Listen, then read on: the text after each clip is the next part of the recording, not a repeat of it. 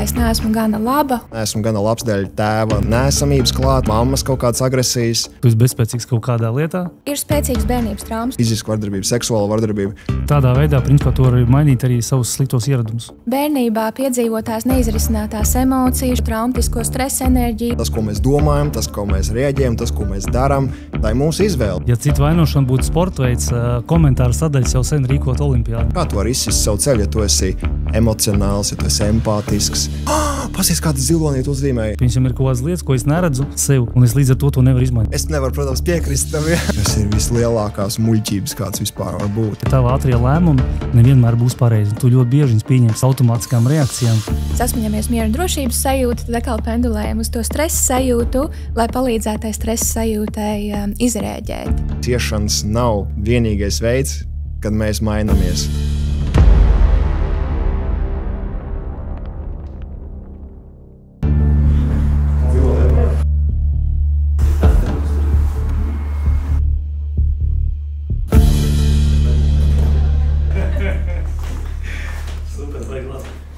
Dārgie draugi, dārgie skatītāji, šodien mums bija brīnišķīgi jaudīgs podcasts par iekšējo transformāciju, kur mēs šodien runājam ar cilvēkiem, 2 cilvēkiem, ekspertiem, kas nodarbojas ar transformāciju ikdienā.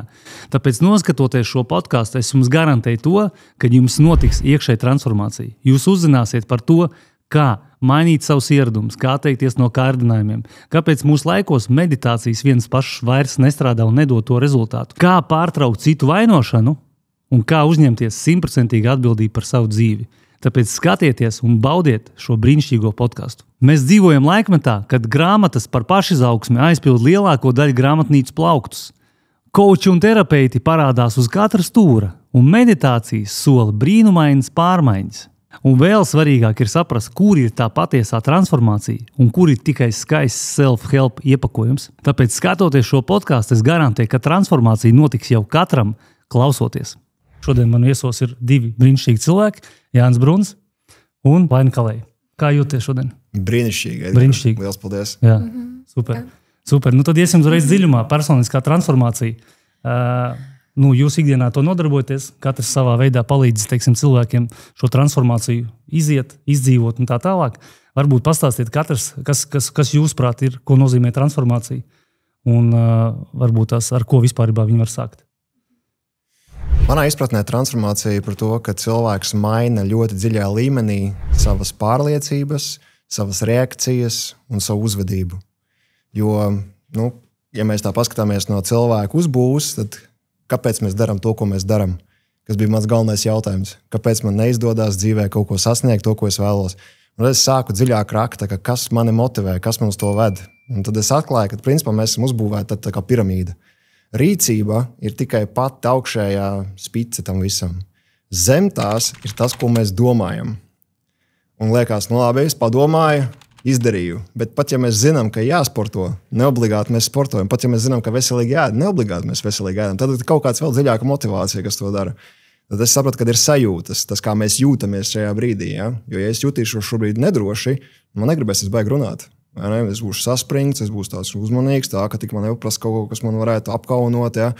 Tad tas, kā es jūtos, tas nosaka to, ko es domāju, tas noteiks to, kā es uzvedos. Bet arī zem sajūtām ir vēl dziļāks līmenis, manas emocijas. Tad tas emocijas un sajūtas nav viens tas pats. Ja? Emocijas ir kā enerģijas plūsmas, emotion, energy motion. Un arī tas nav dziļākais līmenis. Dziļākā līmenī ir mūsu fizioloģija. Respektīvi, tie biti vienkārši kaut kādi elektromagnetiskie signāli, cukurus kaut ko pārstrādājās, kuņģi un tam līdzīgi. Un tas viss rada kaut kādu informāciju, kas tiek sūtīts augšā uz smadzenēm, ko mēs apstrādājam.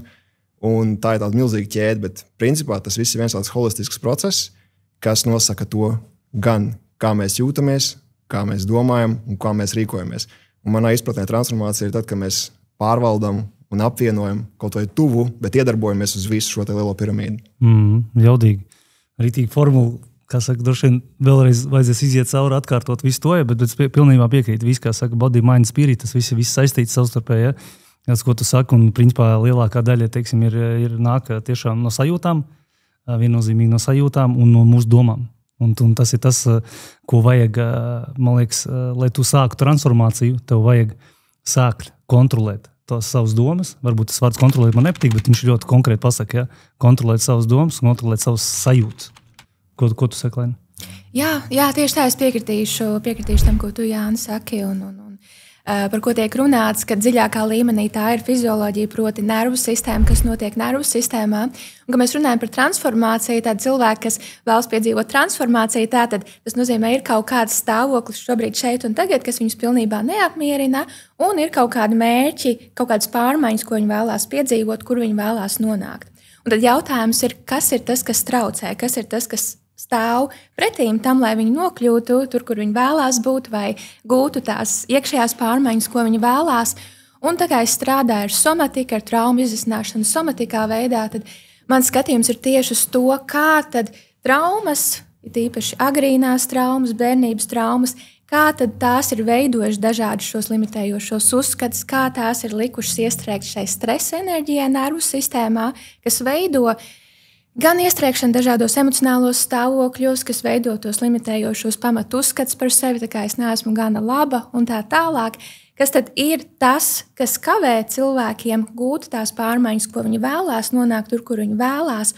Un, ja mēs varam pašā saknē izrisināt tās traumas, atbrīvot to iestrēgušo traumatisko stresa enerģiju, mēs arī varam gūt tās iekšējās pārmaiņas, ne tikai sajūta emociju līmenī, bet arī prāta līmenī, izmainīt tos limitējošos uzskatus. Un līdz ar to rīcība, kā mēs reaģējam, mūsu rīcība, uzvedība izmainās patiesībā automātiski, ja tiek izmainīts, ja mēs piedzīvojam tās iekšējās pārmaiņas nervu sistēmas līmenī. Tāda dejam iekšā. Varbūt ar ko sākās personiskā transformācija? Ar ko sākās? Personīgā transformācija, es teiktu, sākās ar apzinātību. Tie ir, ka mēs apzināmies, tas, kur es esmu šobrīd, man ir vajadzīgs kādas pārmaiņas. Tas, kas notiek šobrīd, nav ok. Un, kad cilvēkam ir šī vēlme pēc pārmaiņām, tad arī būs tā iekšējā motivācija. Jo no ārpuses tā ārējā motivācija īsti nestrādāja. Kāds pasaka, no ārpuses tev vajag mainīties, tas īsti nestrādā. Tātad, principā, pirmais ir lēmums. Ja? Es gribu attiecīgi kaut ko mainīt. Ja? Man ir kaut kāds, es vēl pateikt, man arī ir stimuls. Jo tev, principā, plus mīnus viss ir ok, tev nav baigais stimuls, vai ne, teiksim, kaut ko mainīt. Ja? Ko tu, Jāni, teiksi? Fundamentāli tas pats. JP Morgans teica, pat pirmais solis ceļā uz kaut kurieni lēmums nepalikt tepat. Un tikai no tā lēmums, tieši tā, un tad saprast, kur tu esi šobrīd, der vai nedara, patīk, nepatīk. Tu izjūti labsajūtu vai neizjūti labsajūtu. Ja atbilde ir jā, man viss apmierina, visi forši, labi, viss kārtībā. Tas nozīmē, ka turpini, tā kā esi turpat vēl, bet ja atbilde ir nē, tad vai mēs varam kļūt atvērti pret kaut kādu jaunu atkal šo te veidu, kā es varētu uzlabot savu dzīvi. Ja? Vai tas ir domāt savādāk, rīkoties savādāk, reaģēt savādāk pret bērnu, pret sievu, pret partneri, pret darbiniekiem, tas kā tu jūties, vai tu vari mainīt kaut ko tajā. Un pārsvarā jau mēs, vismaz manā gadījumā, kad es sāku, es nezināju, neko no šādais. Es būtu klausījies šo podcastu, cilvēki teikt, jāmainās, tev jāpārvalda savus prātus, savus vienmēr būtu tāds, es viņu varu pārvaldīt vispār. Man likās, ka viņu nevar pārvaldīt. Un tikai tad, kad es sapratu, ka to tomēr var darīt, tad tu sākt mācīties. Un tad iet izzināt, pētīt, paņemt coachu kaut vai, kas man liekas labākais risinājums mūsdienās ir. Un sākt izzināt to. Bet vienalga apakšā ir lēmums. Pirmais ir lēmums un arī stimuls, attiecīgi stimuls, kāpēc man to reāli vajadzētu darīt, vai ne? Un ar to attiecīgi viss sākās. Tad atbildības uzņemšanās. Pareizi tā varētu būt, teiksim, atbildības uzņemšanās. Kā es saku, pirmais solis vispār sākās ar savu bezspēcības atzīšanu. To, ka tu esi bezspēcīgs kaut kādā lietā, un tu principā reāli nevari to izmainīt. Bet tas nav viegli, Edgar, man liekas. Man liekas, šī atbildības uzņemšanās, tā ir, man liekas, kā vīriešiem, tā sievietēm, manuprāt, ļoti liels izaicinājums. Ja mēs nesaprotam, tas ego liels ir. Īpaši, ja mēs esam vēl audzināti tajā stilā, ka tev jābūt stiprākam, tev būtu labākam, tev jākonkurē, un tev būs jāizsit savs ceļš. Kā tu vari izsist savu ceļu, ja tu esi emocionāls, ja tu esi empātisks, ja tu esi sirsnīgs? Tev taču dzīve sabradās. Un tad mēs instinktīvi pat nemaz negribam atvērties, mēs nemaz negribam parādīt visu šo te, mēs gribam viņu slēpt instinktīvi, bet tas nav tas risinājums. Atkarīgs. Es arī papildināšu vēl, kā nervu sistēma, arī mūsu nervu sistēma vienmēr izvēlās pazīstamo. Tā kā tas, kas ir bijis līdz šim, pat ja tas ilgtermiņā ir kaitīgs, pat ja tas ilgtermiņā nepalīdz mums gūt to piepildījumu, pēc kā mēs patiesībā vēlamies, nervu sistēma izvēlās pazīstamo. Jo tās pārmaiņas asociējās ar diskomfortu. Diskomforts ir nezināmais. Tā kā ir šie arī iekšējie neapzinātie mehānismi, kas vada mūs palikt vecajā. Neatkarīgi no tā, mēs to gribam vai negribam, tas vienkārši process notiekās. Ja? Es piekrītu, to, ko teica Jānis. Principā tas ir ļoti, manuprāt, pirmais solis ir principā viens no sarežģītākiem soļiem. Tāpēc, kad viņš notiek, manuprāt, viņš notiek ļoti bieži tad, kad tu esi spiests, ka tev, kā saka, izsist ir pamata, teiksim, dzīvē, ka tev principā vairs nav varianti. Un tad, man liekas, tas pirmais solis ir iespējams atzīt to bezspēcību. Es nevaru kaut ko mainīt, saprotu, un tad tajā brīdī saprotu, ir problēma. Un tajā brīdī saprotu, ka ir kaut kas jāiet mainīt. Pareizi? Jo tā ir, lielākoties, man liekas, kā tev liekas. Bet es tev piekritīšu, ka lielākoties mēs mainamies droši vien tāpēc, dēļ tā, kad ir šīs ciešanas, es teiktu tā. Un tāpēc es milzīgu darbu cenšos ieguldīt tajā, ka cilvēkiem jau laicīgi atgādināt, iedvesmot, iedrošināt, pievērst uzmanību lietām, lai tas neiejauks līdz tam, kad jau beigās ir pie sasistas sils un ar lielām asariņām ir jāiet atpakaļ ceļš, kas ir dziļi ierauts iekšā rudzlaukā jau. Un izglītot un iedvesmot, runāt par to, tas, ko mēs darām šobrīd, arī vienkārši izglītot par to, ka vispār var savādāk. Un tad jau veids un metode, kā tas ir katra individuālais lēmums, bet es vien vairāk un vairāk cenšos cilvēks iedrošināt to, ka ciešanas nav vienīgais veids, kad mēs mainamies. Kad jau viss tālāk jau vairs nav, kad jau tā sāp, ka tu jau vairs nevari. Kur es iedrošinu, esam advancēti, mēs kā civilizācija esam advancēti, mēs tik daudz uz Marsu lidosim tūlītās. Vai mēs varam attīstīt sevi šo interocepciju, kas saucās šī iekšējā spēja just sevi, iekšējā spēja domāt līdz, ko tu domā, un spēja uzlikt mērķus pa dzīvi, vēlmes, kuras motivē, kuras ļauj rīkoties, negaidot, kad ir ciešanas, negaidot, ka sāp. Nav viegli, bet es ticu cilvēcei. Okay. Man prātā nāk citāts, ka cilvēks ir gatavs mainīties tad, kad tas diskomforts, ko nozīmē palikt šeit, tur, kur viņš ir lielāks nekā tas diskomforts, kas tiek piedzīvots, ejot pretīm pārmaiņām. Tas ļoti labi skan, bet realitātē, man liekas, tas, es arī saku, mācieties no citu kļūdām, parādiet, kurš cilvēks mācās no citu kļūdām. Mēs pat no savām kļūdām, es uzskatu, tas cilvēks, kas mācās no savām kļūdām, tas jau ir superspēcīgs cilvēks, pareizi? Tāpēc, ka arī no savām kļūdām mācīties ir, baigā māksla, kaut kur mēs varam mācīties, bet kaut kur mēs ejam par īņķi, visu laiku. Tā kā tad, principā, personiskā transformācija mēs sapratām to, kad sākās ar, pirmo soli, kad es saprotu, kad es gribu. Kad man ir stimuls un es gribu reāli mainīties. Pareizi? Okay. Skatītājiem, ja jums patīk atklātas sarunas par dziļām transformējušām lietām, un ja jūsu vērtības ir brīvība, apzinātība, skaidrība, izaugsme, tad spiediet laiku, piesakojiet šim kanālam, tāpēc ļoti svarīgi, kad jūs sekojat, piespiežat šīs pogas, jo tikai tādā veidā šis kanāls varēs attīstīties, un tikai tādā veidā cilvēki uzzinās par šo informāciju, ar kur mēs šodien šeit dalamies. Tāpēc paldies jums, kad sekojat un turpinām mūsu podcastu. Tātad, kas ir tie nākamie soļi? Nākamie soļi tā transformācija. Es sapratu, kad tālāk vairāk nevar. Tālāk, ko darīt? Principā Jānis teica meklēt coachu, bet tas varbūt uzreiz, cilvēkam arī diezgan grūti būs, man liekas, meklēt sākumā palīdzību. Ņemot vērā, ka tas ego ir, tur, ko es prasīšu, kas tavuprāt varbūt laini ir. Tā kā es strādāju ar somatisko traumu terapiju, tad no sava lauciņa raugoties, tas process, kā es strādāju ar cilvēkiem, tas pirmais solis ir, principā, veidot to, ko sauc par drošības sajūtu nervu sistēmā. Bet, protams, vispirms atkarīgs no tā, pie kāda speciālists dodas, ar kādām metodēm, tehnikām.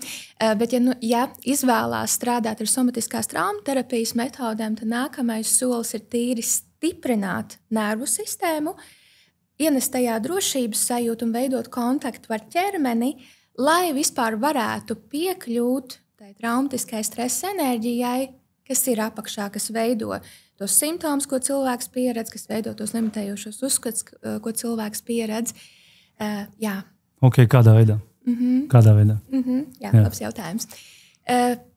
Viens no veidiem ir tas, ko sauc par somatiskiem vingrinājumiem, kur cilvēks veids vai dažādas elpošanas vingrinājumus, vai vingrinājumus, kas iesaista skaņu, kustības, pieskārienus sev. Tīri tas, ko sauc par somatisko apzinātību. Pamanīt, piemēram, kaut vai šeit es pamanu, ka šeit ir skaisti telpaugi šajā telpā. Un es skatos uz kādu no telpaugiem, un es cenšos pamanīt, kas tad notiek manā ķermenī. Kā mans ķermenis šajā konkrētā brīdī atbild uz to, ka es uztveru to telpaugu, kas priekš manis ir patīkams, kā mans ķermenis sajūta veidā dara zinām, ka jā, tas ir kaut kas patīkams, nomierinošs, drošs.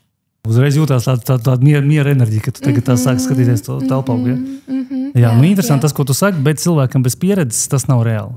Tas, principā, to, ko tu saki, tas ir super, bet tur viennozīmīgi vajadzīgs tāds cilvēks, kā tu, kas tev var, tajā ievest iekšā. Ja? Var arī dažādi vingrinājumi, kas arī ir internetā pieejami video formātā.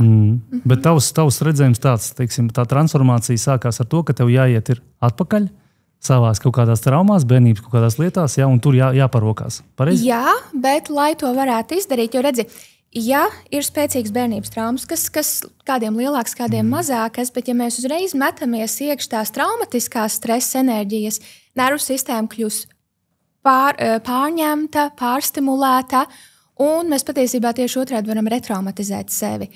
Tāpēc, jā, pirms mēs dodamies pie tā, lai strādātu ar tām traumām, izstrādāt to, kas tur ir saknē, ir būtiski stiprināt nervu sistēmu gan ar šo ķermenisko apzinātību, somatisko apzinātību, interocepcijas prasmi un šo dažādo somatisko vingrinājumu pielietošanu, lai mācītos sajust drošības sajūtu nervu sistēmā.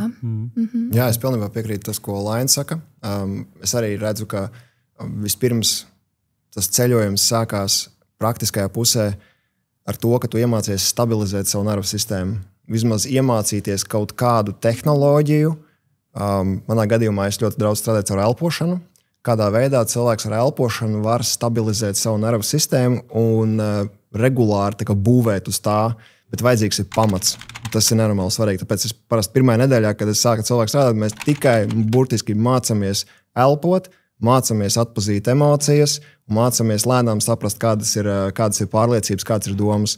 Tādā ziņā, protams, ir veids, kā var uzvedināt uz to. Vairums cilvēku mēs patiesībā ļoti ātri atklājam, kādas patiesībā mums ir pārliecības. Mums tikai dažreiz varbūt tās nav drosme to atzīt, bet tad, kad cits cilvēks to jau tev pa punktiem saliek, ja cilvēks jūt, ka jā, tas ir pa mani laikam, tad tas jau ir progress. Bet pilnīgi pareizi ir jābūt bāzei, kur mēs varam atgriezties drošā telpā, drošā sajūtā. Un tad nākamais, protams, atkarīgs ļoti no cilvēka izējas pozīcijām, jo mēs esam ļoti dažādi. Un arī, ko Laina pieminēja, kad mums ir dažādi šie traumatizācijas līmeņi, kur ir bijuši ļoti smagi gadījumi, cilvēkam ir vardarbība, fiziska vardarbība, seksuāla vardarbība. Tas ir ļoti smagi, un tas vienkārši ir jāzina, ka tas prasīs laiku, tas nebūs ātri, tā nav ātrā fast food mentalitāte, un tas prasīs pacietību. Bet tas viss ir izdarāms, bet vienkārši ir vajadzīgs veids, kā mēs tiekam tur iekšā. Un tāpēc es uzskatu, ka vislabākais veids ir pēc iespējas ātrāk saprast, kādas ir šīs zemapziņas bloķējušās, limitējušās pārliecības cilvēkam pašam par sevi, un kas ir tie notikumi, no kuriem viņas nāk. Un tad tas, ko es daru, es vienkārši cilvēkiem ļauju iziet caur tādu procesu, viņš ir tāds semi-meditatīvs, bet es tieši ar tādiem jautājumiem ļauju cilvēkam pašam inquirot savā veidā, tādu iekšējo inventarizāciju uztaisīt. Jo ir jāsaprot, ap kuru procesu, ap kurām problēmām mums šeit griežās tas viss. Ja, un kādam tā būs vardarbība, kādam tā būs neesmu gana labs dēļ tēva neesamības klāt, vai mammas kaut kādas agresijas. Katram tas būs savādāks, bet principā es uzskatu, ka visātrākais ceļš, kā nomainīt šīs programmas, ir iet un viņas meklēt. Un tad, kad mēs atklājam viņas, tad mēs viņas varam mainīt. Un mainīšana jau tas ir, atkal, protams, cits stāsts, bet ir ļoti daudz tehnikas un veidi, kā to izdarīt.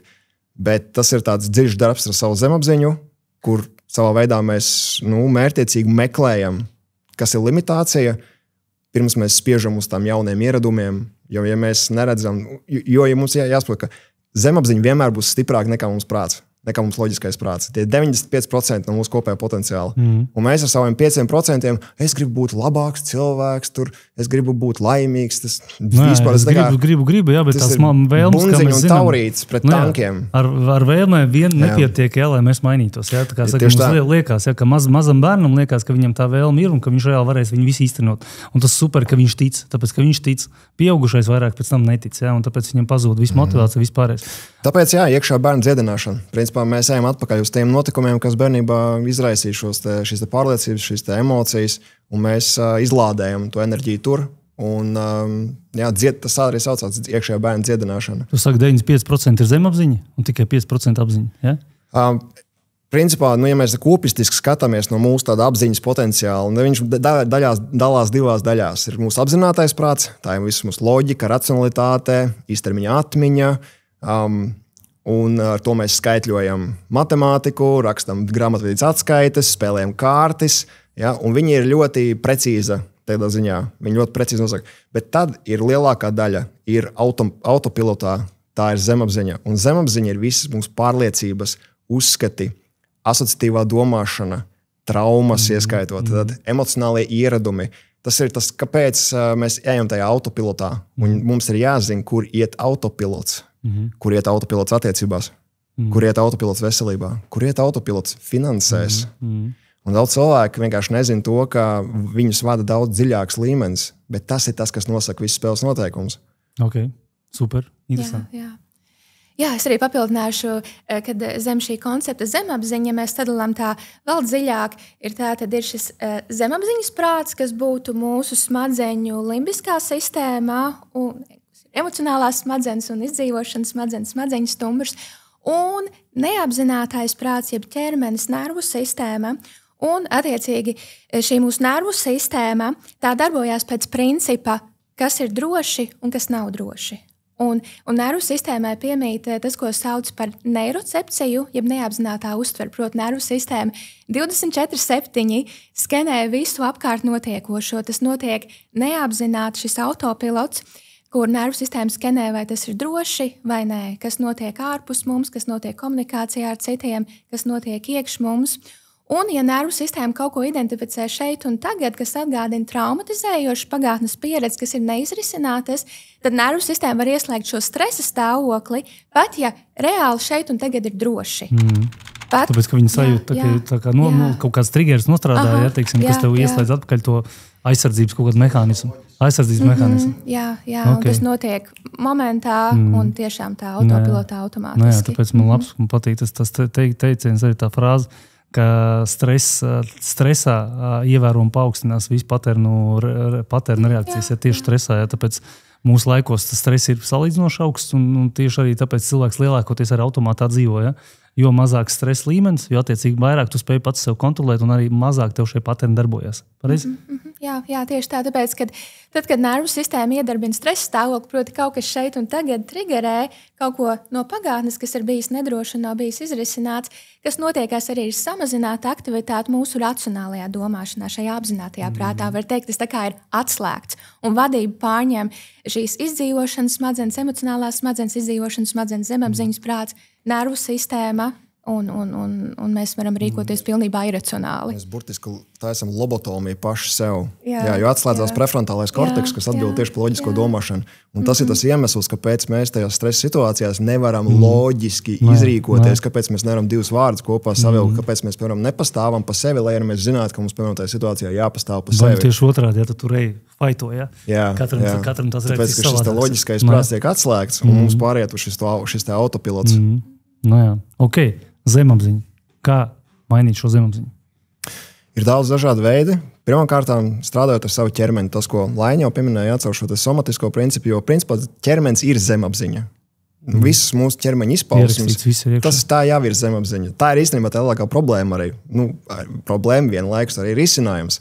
Jo, ja mēs saprotam, ka viss tas, kas notiek autopilotā, kā ķermenis darbojās, kā strādā dziedzeri, kā strādā hormoni, Ja viss tas jau ir zemapziņas izpausme veids, piemēram, automātiski laika augsts kortizola līmenis, cilvēks visur saskata apdraudējumu, ķermenis laika saspringts, principā viņš jau ir visu laiku parāda to, kas zemapziņā kādas programmas ir, tad nav droši, man jāizstāvās pretējā gadījumā ar man kaut kas notiks slikts. Un ja mēs varam sākt strādāt ar ķermeni, piemēram, sākt šīs emocionālās izlādes, šīs somatiskās izlādes, mēs varam vienkārši kaut kāds vingrinājums taisīt, tā ir skaitā elpošana, kas, manuprāt, ir vispār numur viens, pirmais, ar ko uzreiz var sākt, jo tu vienkārši ar pāris elpām var nomest savu nervu sistēmu uz parasimpatisko režīmu, ja tu esi simpatiskā, ja tu esi stresā, un tu vari ļoti īsā laikā izmainīt šos signālus, ko tavs ķermenis sūta uz smadzenēm, un smadzenes tālāk saka, izskatās, ka mums viss ir labi, jo smadzenes jau sēž tumšā telpā, viņas nezina neko, kas notiek ķermenī,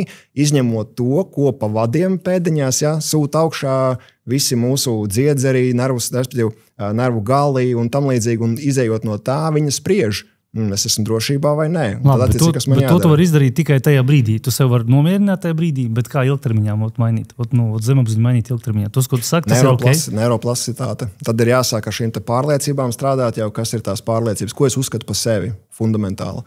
Es neesmu gana labs, man pienākās, man nepienākās. Šīs dziļās, pasaule ir droša, dziļās sarunas, kas ir iekšā, teiksim, tevi iekšā, kas tā diskusija, kas tevī notiek iekšā, ko domā par sevīm, Tieši tā. Un tā tālāk. Un tad izmantojam neuroplasticitāti. Un neuroplasticitāte tāds termins, kas principā ļauj mūsu smadzenēm mainīties, jo mūsu smadzenēm ir miljardiem tādu šūniņas maziņas, ko sauc par neironiem. Un principā viņas veidojās uz tām domām un pārliecībām, kuras dominē. Jo vairāk tu domā kaut kādu domu, jo labāk tu tajā paliec, un jo vairāk smadzenēs izveidojas šis slēgums. Un attiecīgi vienā brīdī jau tas ir tādā autopilotā, ka tu nemaz nemani to. Un tad, kas mums ir jādara, ir jāsaprot to, ka šo var mainīt, un attiecīgi izmantojot gan ķermeņa prakses, jauns ieradums, katru rītu, piemēram, konkrēts ieradums taisīt, varbūt meditācija vai elpošana, mēs sākam pieradināt savas smadzenes pie jauna stāvokļa, un tur saslēdzās jauni neironi, un jo vairāk mēs viņus trenēsim, jo vairāk mūsu smadzenes pārslēgsies uz citu šo te jauno pārliecību, iekšējo stāvokli, uzskatiem, reakcijām. Tas vienkārši ir manuāli tā kā jāizveido. Līdzīgi kā ceļu bruģējot. Mēs, jo lielāka tā šoseja, jo vairāk tur brauc mašīnas. Mums ir jāizveido alternatīvā šoseja. Tādu, kādu mums vajag. Tādu, kādu mēs gribam, lai tas ceļš iet. Un tas ir darbs, Jā. Un eiroplastiskums arī ir tas princips, ko mēs izmantojam tā saucamajā iekšējā bērnu dziedināšanā. Jānis jau minēja iekšējā bērnu dziedināšanu. Jo būtisks aspekts šajā iekšējā bērnu dziedināšanā ir arī sniegt tas, ko sauc par pozitīvi koriģējošām pieredzēm. Tai iekšējā bērnu daļai sevī. Jo, principā, iekšējā bērnu daļa tiem, kur varbūt nezinu, ko tas mistiskais termins nozīmē. Iekšējais bērns ir tīri tā mūsu neapzinātā, zemapziņas neapzinātā prāta daļa, kas joprojām glabā bērnībā piedzīvotās neizrisinātās emocijas, šos limitējošos uzskatus, uzkrāto traumatisko stresa enerģiju, reakcijas un tā tālāk. Un, ja mēs varam saslēgties ar šo neapzinātā zemapziņas prāta daļu sevī un sniegt tam iekšējam bērnam to, kas patiesībā bija vajadzīgs, teiksim, kaut vai emocionālo klātesamību, pieņemšanu, sapratni, validāciju tām emocijām, kas tika pieredzētas, mēs sniedzam to, ko sauc par pozitīvu koriģējošu pieredzi, un tas arī balstās šajā neiroplastiskumā tādā ziņā, ka neiroplastiskuma arī palīdz veicināt jaunas emocionālas pieredzes. Un tādā veidā mūsu šī apzinātā pieaugusī sevis versija sniedz pozitīvu, emocionālu, pozitīvu koriģējošu pieredzi iekšējā bērna daļai, un tas palīdz pārrakstīt arī šo informāciju, kas ir tikusi ierakstīta kaut vai gadus 20, 30, 40 atpakaļ bērnībā, kas ir tikusi ierakstīta nervu sistēmā, smadzenēs, un palīdz līdz ar to piedzīvot pārmaiņas, transformāciju, dziedēt traumas. Sanāk, ka tādā veidā, principā, to var mainīt arī savus sliktos ieradumus. Arī, protams, tur es pielietot varbūt vēl kādas citas metodas, bet arī, protams, arī mums jāsaprot, ko tas ieradums dara. Tā kā, kāpēc mēs to darām? Ka, piemēram, varbūt vienam cilvēkam būs ieradums vēl ēst. Ka viņš zina, ka nevajag to ēst un ka nevajag tik vēl ēst. Bet vienalga, viņš ēd. Jautājums ir, kāpēc? Tā kā, kas notiek tevī tajā brīdī, kas tev varbūt nepatīk? Un iespējams tu ar to apspied, ar šo ēšanu kaut kas, kas tevī grib tikt atzīts. Un tad iet arī no šīs puses skatīties, kas ir tas, ko tu mēģini apspiest, kas ir tas, kas tev nepatīk, kas ir tas, ko tu dari. Varbūt kādam tas būs alkohols, ja, ka nevēlēšanās just savus šīs sajūtas, kas ir patiesībā, un tādā veidā mēģini sev notušēt. Tad vienkārši skatīties, tad, kas ir tas, no kā tu mūc arī, kas ir tas, ko tu mēģini apspiest. Un, ja tu zini to, tad tu jau zini konkrētāku virzienu. Ja jau tu gribi apspiest tās, piemēram, kaunu kaut kādu, ja, vai vainas apziņu par iepriekšējām attiecībām, vai par to, kas darbā noticis, kaut kas ir. Tad mēs jau zinām, kurā virzienā skatīties. Un tā jau ir jau konkrētāka emociju vai konkrētāks notikums, ar kuru mēs varam strādāt. Un tas, ko Laina aprakstīja, ja, ir šī transformācija, kas notiek gan veidojot jaunu emocionālu pieredzi, gan veidojot jaunu mentālu domāšanas gājienu. Ja, jo kaut vai tajā brīdī mums pat pietiek, tev ir bijusi slikta diena, tu atnāc mājās, bet tavs partneris vienkārši sieva vai vīrs, ja tev apskauj. Un tu tā kā, un dažreiz tā, ka pilnīgi asaras iznāk ārā, jo pa dienu tu esi tik daudz sakrājis to spriedzi. Un tas komforts iedod šo drošības sajūtu, un tajā var notikt izlāde. Respektīvi, mums jārada arī tā vide, ja, kurā mēs varam pieredzēt to transformāciju, drošu vidi, to telpu. Jā. Nu jā, jauna pieredze viennozīmīgi piekrīt, ja, ko jūs sakat, bet man liekas, pirms tās jaunās pieredzes ir svarīgi pamanīt. Pirmkārt, es uzskatu, ir svarīgi vispār atzīt, ka tev ir kaut kāda, teiksim, trauma, un nosaukt viņu. Kamēr tu viņu neatzīst un nenosauc precīzā vārdā, tu īsti nesaproti, ko tev īsti vajadzētu mainīt. Piekrīti tam? Es piekrītu, bet nereti man personīgi manā gadījumā es nemācīju viņu nosaukt vārdos. Es nemācīju nosaukt. Bet tas bija laiks, tas vienkārši bija laiks, un tas bija darbs ar speciālistiem, kur viņi man palīdzēja nosaukt vārdā tas, ar ko es dīloju. Bet tas man aizņēma zināmu laiku. Un tas ir, man liekas, ļoti, ļoti būtiski, ka jo, ja tu nevari nosaukt, tu īsti nevari izmainīt. Ja? Ko tu mainīsi, ja tu pat īsti to nevari nosaukt? Man, piemēram, ir kaut kādas lietas, ko es neredzu sev, un es līdz ar to nevaru izmainīt. Tāpēc, ka es pagaidām to neredzu, un es to arī nevaru nosaukt. Ja? Es zinu, ka ir kaut kas, kas man nesenāk, bet es to pagaidām neredzu, nevaru nosaukt. Tikko ir kaut kāda lieta, ko es nosaucu. Ja? Man liekas, pirmais ir pamanīt, nosaukt, pēc tam pamanīt, ka tev tas ir, atsākt tam atsakot, un tad, man liekas, ir šī jaunā pieredze, ja, ko jūs sakat, man liekas. Pareizi? Tāda secība. Jo, ja tu sāc veidot jaunu pieredzi, vai tā jaunā pieredze, tad tu pat pateici, ka tev tie visi neironi tā sauguši, viss tas automātisms, ja, kas tev ir viss tās iepriekšējais pieredze, ka tas tev ir daudz spēcīgāks par to tavu jauno mazo pieredzi, kas tev iedod tikai tik daudz. Ja? Nu jā. Es teiktu, kā kurā situācijā, jo katram šī mūsu trauma vēsture ir citādāk, un kādiem kaut kādas metodas labāk strādā, kādiem atkal kādas citas metodas labāk strādā. Un es teiktu, ka bieži vien tas process ir tāds šurpu turpu, kur mēs apzināmies, kas ir tas, ko vajadzīgs ir mainīt, un tad mums kādos brīžos jau pavarās iespēja domāt, spēt, uztvert, rīkoties citādāk, un mēs pamanām, var arī šādi, tas, kā iepriekš bija, nemaz nebija normāli, var arī šādi. Bet tik un tā kaut kas notiekās vēl, kas mums liek atkrist atpakaļ kādos vecajos negatīvajos paradumos, un tad mums ar to strādājot, mēs varam nonākt vēl dziļākā līmenī, vai kur dziļāk tam ir bijusi sakne, vai kas ir tas, kas vēl nav pamanīts, ko vajag izstrādāt. Ja? Tā kā bieži vien tas process ir tāds šurpu turpu. Vismaz manā darbā tas būtu arī tā teikt, ir šis somatiskās terapijas princips pendulācija, kur mēs virzam uzmanību no traumatiskās sajūtas, nepatīkamās stresa sajūtas uz mieru un drošības sajūtu. Un sasmaļamies mieru un drošības sajūtu, tad atkal pendulējam uz to stresa sajūtu, lai palīdzētu tai stresa sajūtai izrēģēt. Ja? Un tas arī bieži vien notiek kopumā šajā somatiskajā iekšējā dziedināšanās procesā, kam mēs tā teikt pendulējam starp strādāšanu ar stresu un traumām un tīri resursošanu, drošības sajūtas ienešanu nervu sistēmā. Papildinot Lainu un tev, Edgar, man liekas, tas arī par to, kad izglītot sevi. Ja, jo mēs šobrīd metam tādus vārdus kā trauma un tam līdzīgi.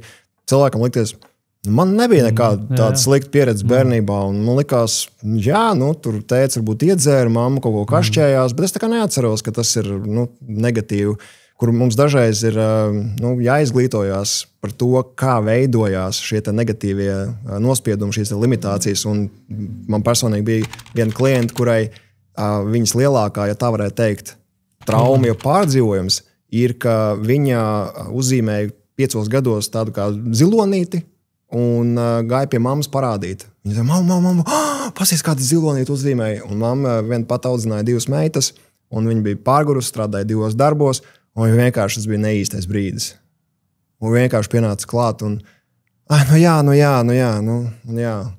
Bet tas, kas viņai tajā brīdī notika, kāds lēmums, bija mans, Dievs, mans lielākais cilvēks nav ieinteresēts tajā, ko es esmu darījis, tad tas nav vērtīgs, tad es negana labi to daru, un tāpēc kāda jēga. Un viņai šis paterns izveidojās, ka viņa tālāk nekad neuzņēma jaunas lietas, vienmēr darīja visu veco tikai tad, kad ir šis tā saucamais approvals, jeb apstiprinājums no kādas autoritātes, jo, protams, viņa no ģimenes izauga, viņas mamma tālāk, protams, dzīvoja savu dzīvi, bet viņa joprojām iekšēji meklēja autoritāti, kura pateiks, vai tas ir gana labi vai nē. Un mums jāsaprot, kā šis process strādā, ka tas nav obligāti tā, ka tur jābūt caur puņķiem un asarām. Tas vienkārši ir lēmums, secinājums. Mēs kaut kādu cause and effect, kaut kādu celu un seku savilkām kopā un sapratām par to, kā strādā dzīve, kā strādā nauda. Lielākā daļa cilvēku... kaut kādu secinājumu, un tas, ko saka arī, ka mums principā mēs nevaram izvairīties bērniem neiedot traumas. Principā mums ir pienākums viņiem iedot traumas. Ja? Tāpēc, diemžēl, bet tā realitāte ir. Ja? Es nevaru, protams, piekrist tam, bet savā veidā, mēs viņus iedodam. Jo mums pat nav viņus jāiedod. Viņi nolasīs no mums. Vienkārši tas, kā mēs uzvedamies, kā mēs runājam, kā mēs emocionējam, viņi vienkārši kopija pēc ar spoguļu neironiem un neirotransmiteriem vienkārši nokopēs. Tu baigi forši, ka tu dod piemērus, ļoti forši caur piemēriem saprast. Ja? Tāpēc, ka ir tāda maza lietiņa, bet ko tas bērns ko viņš tajā brīdī padomā un nolemi, tas arī, principā, pēc tam tālāk uz to visu veidosies. Ja? Un sanāk, ka tas, ko tu saki, ar to ķermisko visu, ka tu ej atpakaļ un tu atrod to situāciju. Ja? Tu atrod to situāciju. Sanāk, ja? Ja ir iespējams, nevienmēr ir iespējams atrast to situāciju, tīpaši, ja tā ir bijusi kāda agrīnāka trauma, tad, jo agrīnāk ir bijusi trauma, mēs nevaram to attiecīgi atminēties ar prātu, un tad mēs tīri strādājam ar sajūtām, un mēs varam tiešām neatcerēties, kas tieši notikās, bet tās sajūtas, ko mēs pieredzam ķermenī, tā, ka mēs saslēdzamies ar to, tad tās sajūtas vairāk vai mazāk palīdz saprast, kas būtu varējis notikties. Ja? Un es vēl papildināšu par šīm traumām un arī par to traumatizāciju bērniem, ka patiesībā nemaz nav iespējams ideāls vecāks un nemaz nav jābūt ideālam vecākam. Saskaņā ar pētījumiem ir aptuveni 30-40% laika, kur vecākam ir jābūt emocionāli klātesošam, saprotošam, lai veidotos droša piesaiste. Ja? Tā kā tas paver daudz vietu telpu arī kļūdām. Ja? Un vēl drusciņ par traumām arī papildinot, ka patiesībā lielāka problēma ir nevis tas sliktais, kas ar bērnu ir noticies, bet ka bērns ir bijis viens ar to. Un ja mēs ņemam kaut vai šo piemēru, ko tu, Jāni, minēji, tad tas liecina arī, ka bija patiesībā jau agrīnāks saiknes pārāvums šai klientei ar viņas mammu, jo viņa bez šaubām pieredzēja kādas spēcīgas emocijas, kad māma tā izturējās ar noraidījumu pret viņu. Bet jautājums ir, vai viņa runāja par šīm spēcīgajām emocijām ar mammu.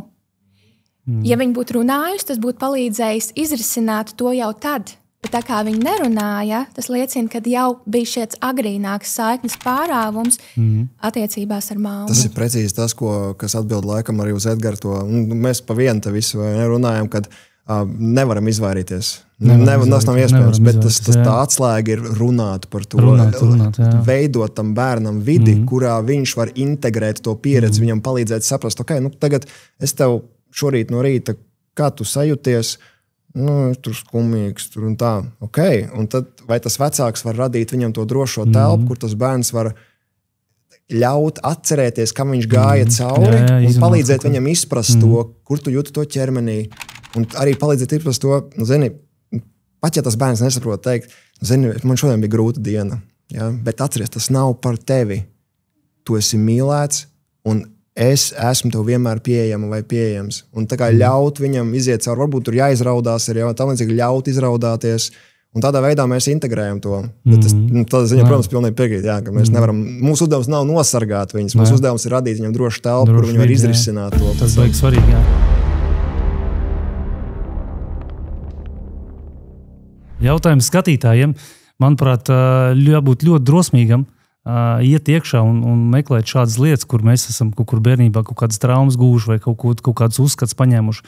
Padalieties komentāros, vai jums ir līdzīga pieredze, Vai jūs esat no tiem drosmīgajiem, kas arī ir gājis iekšā un atradis kaut kādas situācijas, kas viņu ir ietekmējuši, un varbūt kāds uzstādījums vai kaut kāda trauma, caur ko jūs esat transformējušies un atraduši un mainījuši savu dzīvi, padalieties komentāros, būs ļoti vērtīgi izlasīt. Un es gribētu, kad mūsu šis čats zem šī podkāsta būtu arī palīdzoši un transformējuši citiem cilvēkiem, kas to lasīs un lasīs šos komentārus.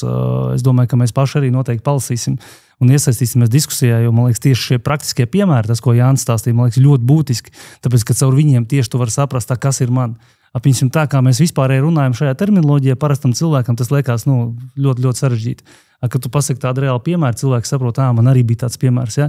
Un caur to viņš saprot, man arī tas nāk no turienes. Tāpēc padalieties komentāros, un mēs podkāstu laikā vērtīgākiem komentāram izlozēsim ļoti foršu balvu. Mums ir nākamais Sober elektroniskās mūzikas pasākums 20. septembrī, tāpēc sekojiet līdz podkāstam, un podkāstu laikā mēs izlozēsim 2 bezmaksas biļetes uz šo pasākumu, endorfīnu pasākumu. Ejam tālāk. Kā mēs runājam par to atbildības uzņemšanos, ja, ka cilvēks tā kā, neiet, lai neuzņemtos atbildību. Kā mainīt šito, ja, teiksim, ka cilvēkam visbiežāk cilvēks, kurš nav sācis šo transformācijas ceļu, visi ir vainīgi. Vecāki, es esmu pats to bijis, ļoti labi zinu to ceļu. Vecāki, pilnībā visi ir vainīgi, ja? Bet tu ne iekšā ceļu. Tas ir tad, ka tu neuzņemies atbildību. Kā jūs prāt, kas ir vajadzīgs, lai cilvēks sāktu uzņemties atbildību? Manuprāt, personīgā pieredzē, tas vienkārši ir laiks, kurā tu piekrāsi pietiekami daudz šīs video, iedvesmas, rīlus, podkastus, ka citi cilvēki par to runā, ka tā ir baiga labā lieta. Kad uzņemties atbildību vajag pašam, jo viss tas, ko tu dari savā dzīvē, ir tava veida projekcija, ka tas nav par to, ko tu redzi, bet kā tu to uztver, un tas ir pilnībā un vienīgi mūsu pārvaldībā, tad tas, ko mēs domājam, tas, ko mēs reaģējam, tas, ko mēs darām, ir mūsu atbildība. Ja mēs esam skumīgi par kaut ko, tā ir mūsu izvēle. Tu vari skumt, vai arī tu vari redzēt to kā iespēju. Ja tev kaut kas neizdevās, tu vari baidīties vai atkal sarunāt ar sevi iedvesmojoši, kad es gribu kļūt labāks. Tad tas viss notiek mūsos un vienkārši piekrāt pietiekuši daudz informācijas par to, ka, tu vari kontrolēt to, ko tu vari kontrolēt, un pārvaldi to, un uzņemies atbildību par savu dzīvi tik tālu, cik tu viņu vari pārvaldīt šobrīd. Jo dažam cilvēkam var likties, ka labi, es šobrīd varu izvēlēties tur uzkliegt uz bērnu vai atbildēt viņam mierīgi. Viņš varbūt var izvēlēties. Varbūt kādam ir izvēlēties tikai iet uz treniņu vai neiet uz treniņu. Kādam varbūt izvēle, ka viņš uzņemās atbildību par to, ka viņa darba vietā notiek konflikts starp 2 darbiniekiem, un patiesībā viņš izjūt atbildību par to, ka viņš sarot, ka šis konflikts notiek tikai tāpēc, ka viņam ir iekšēji negatīva pārliecība par darba vietu vai par šiem 2 kolēģiem, ka viņi nekad nesatiks, un viņš projicē šo savu pārliecību uz tiem cilvēkiem, kas viņiem savukārt liek tā uzvesties. Jo mēs zinām no kvantu mehānikas, ir šis double slit experiment, kur viņi pētīja šos elektronus, un tad, kad viņi vēroja elektronus, elektroni uzvedās kā daļiņas, kā partikuli. Tad, kad viņi nenovēroja, viņi uzvedās kā vilnis, respektīvi kā enerģija. Ja? Un kas arī viss tas, Schrödingera kaķa, šis viss piemērs rāda to, ka kvantu līmenī mēs radām savu realitāti, mēs viņu projicējam, un novērotājs ietekmē novērojamo. Un mēs ļoti spēcīgi ietekmējam savu realitāti, kuru mēs dzīvojam apkārt. Un vienkārši jāsāk arī izglītoties par to, ka pastāv kaut kas ārpus tava fiziskā ķermeņa, ārpus tavām emocijām, reakcijām, kad ir vēl cita pasaule arī, kas ir daudz lielāks nekā esi tu. Jo personīgi man tas tā kā palīdzēja, manam prātam palīdzēja vairāk saprast par to, ka tas nav tikai par mani, tas ir par to, kā es redzu pasauli. Un, protams, bet sākt visu step by step, sāc ar savu ķermeni. Izglītoties, tas, ko tu saki, tas man liekas ļoti būtiski. Man liekas, mūsu laikos ar to vispār nav problēmas. Tu vari jebkādu informāciju atrast internetā pilnīgi bezmaksas. Ja? Jautājums atkal, vai tu to gribi, vai tu to negribi. Ja? Jā. Un es papildināšu arī, ka cilvēkiem apkārt ir ārkārtīgi būtiska nozīme. Ja tā cilvēka dzīvē, kuram ir grūti uzņemties atbildību, kas ir tādā upuru stāvoklī, ja tam cilvēkam dzīvē būtu, kaut vai viens pozitīvs piemērs, kas iedvesmot, kad ir iespējams citādāk. Ja? tas ļoti iespējams palīdzēt virzīties uz tām pārmaiņām, jo bieži vien cilvēki, kur ir iestrēguši tajā grūtībās uzņemties atbildību, citu vainošanā, tā saucamajā upuru stāvoklī, viņi bieži vien tā pavisam dziļā līmenī glabā uzskatu, ar mani kaut kas nav kārtībā. Un tie neapzinātie mehānismi, tās neapzinātās pārliecības, kas vada, ir, tam jau tāpat tās nebūs jēga, ja es kaut ko darīšu, man kaut kas nav kārtībā, es esmu citādāks, man tas nestrādās.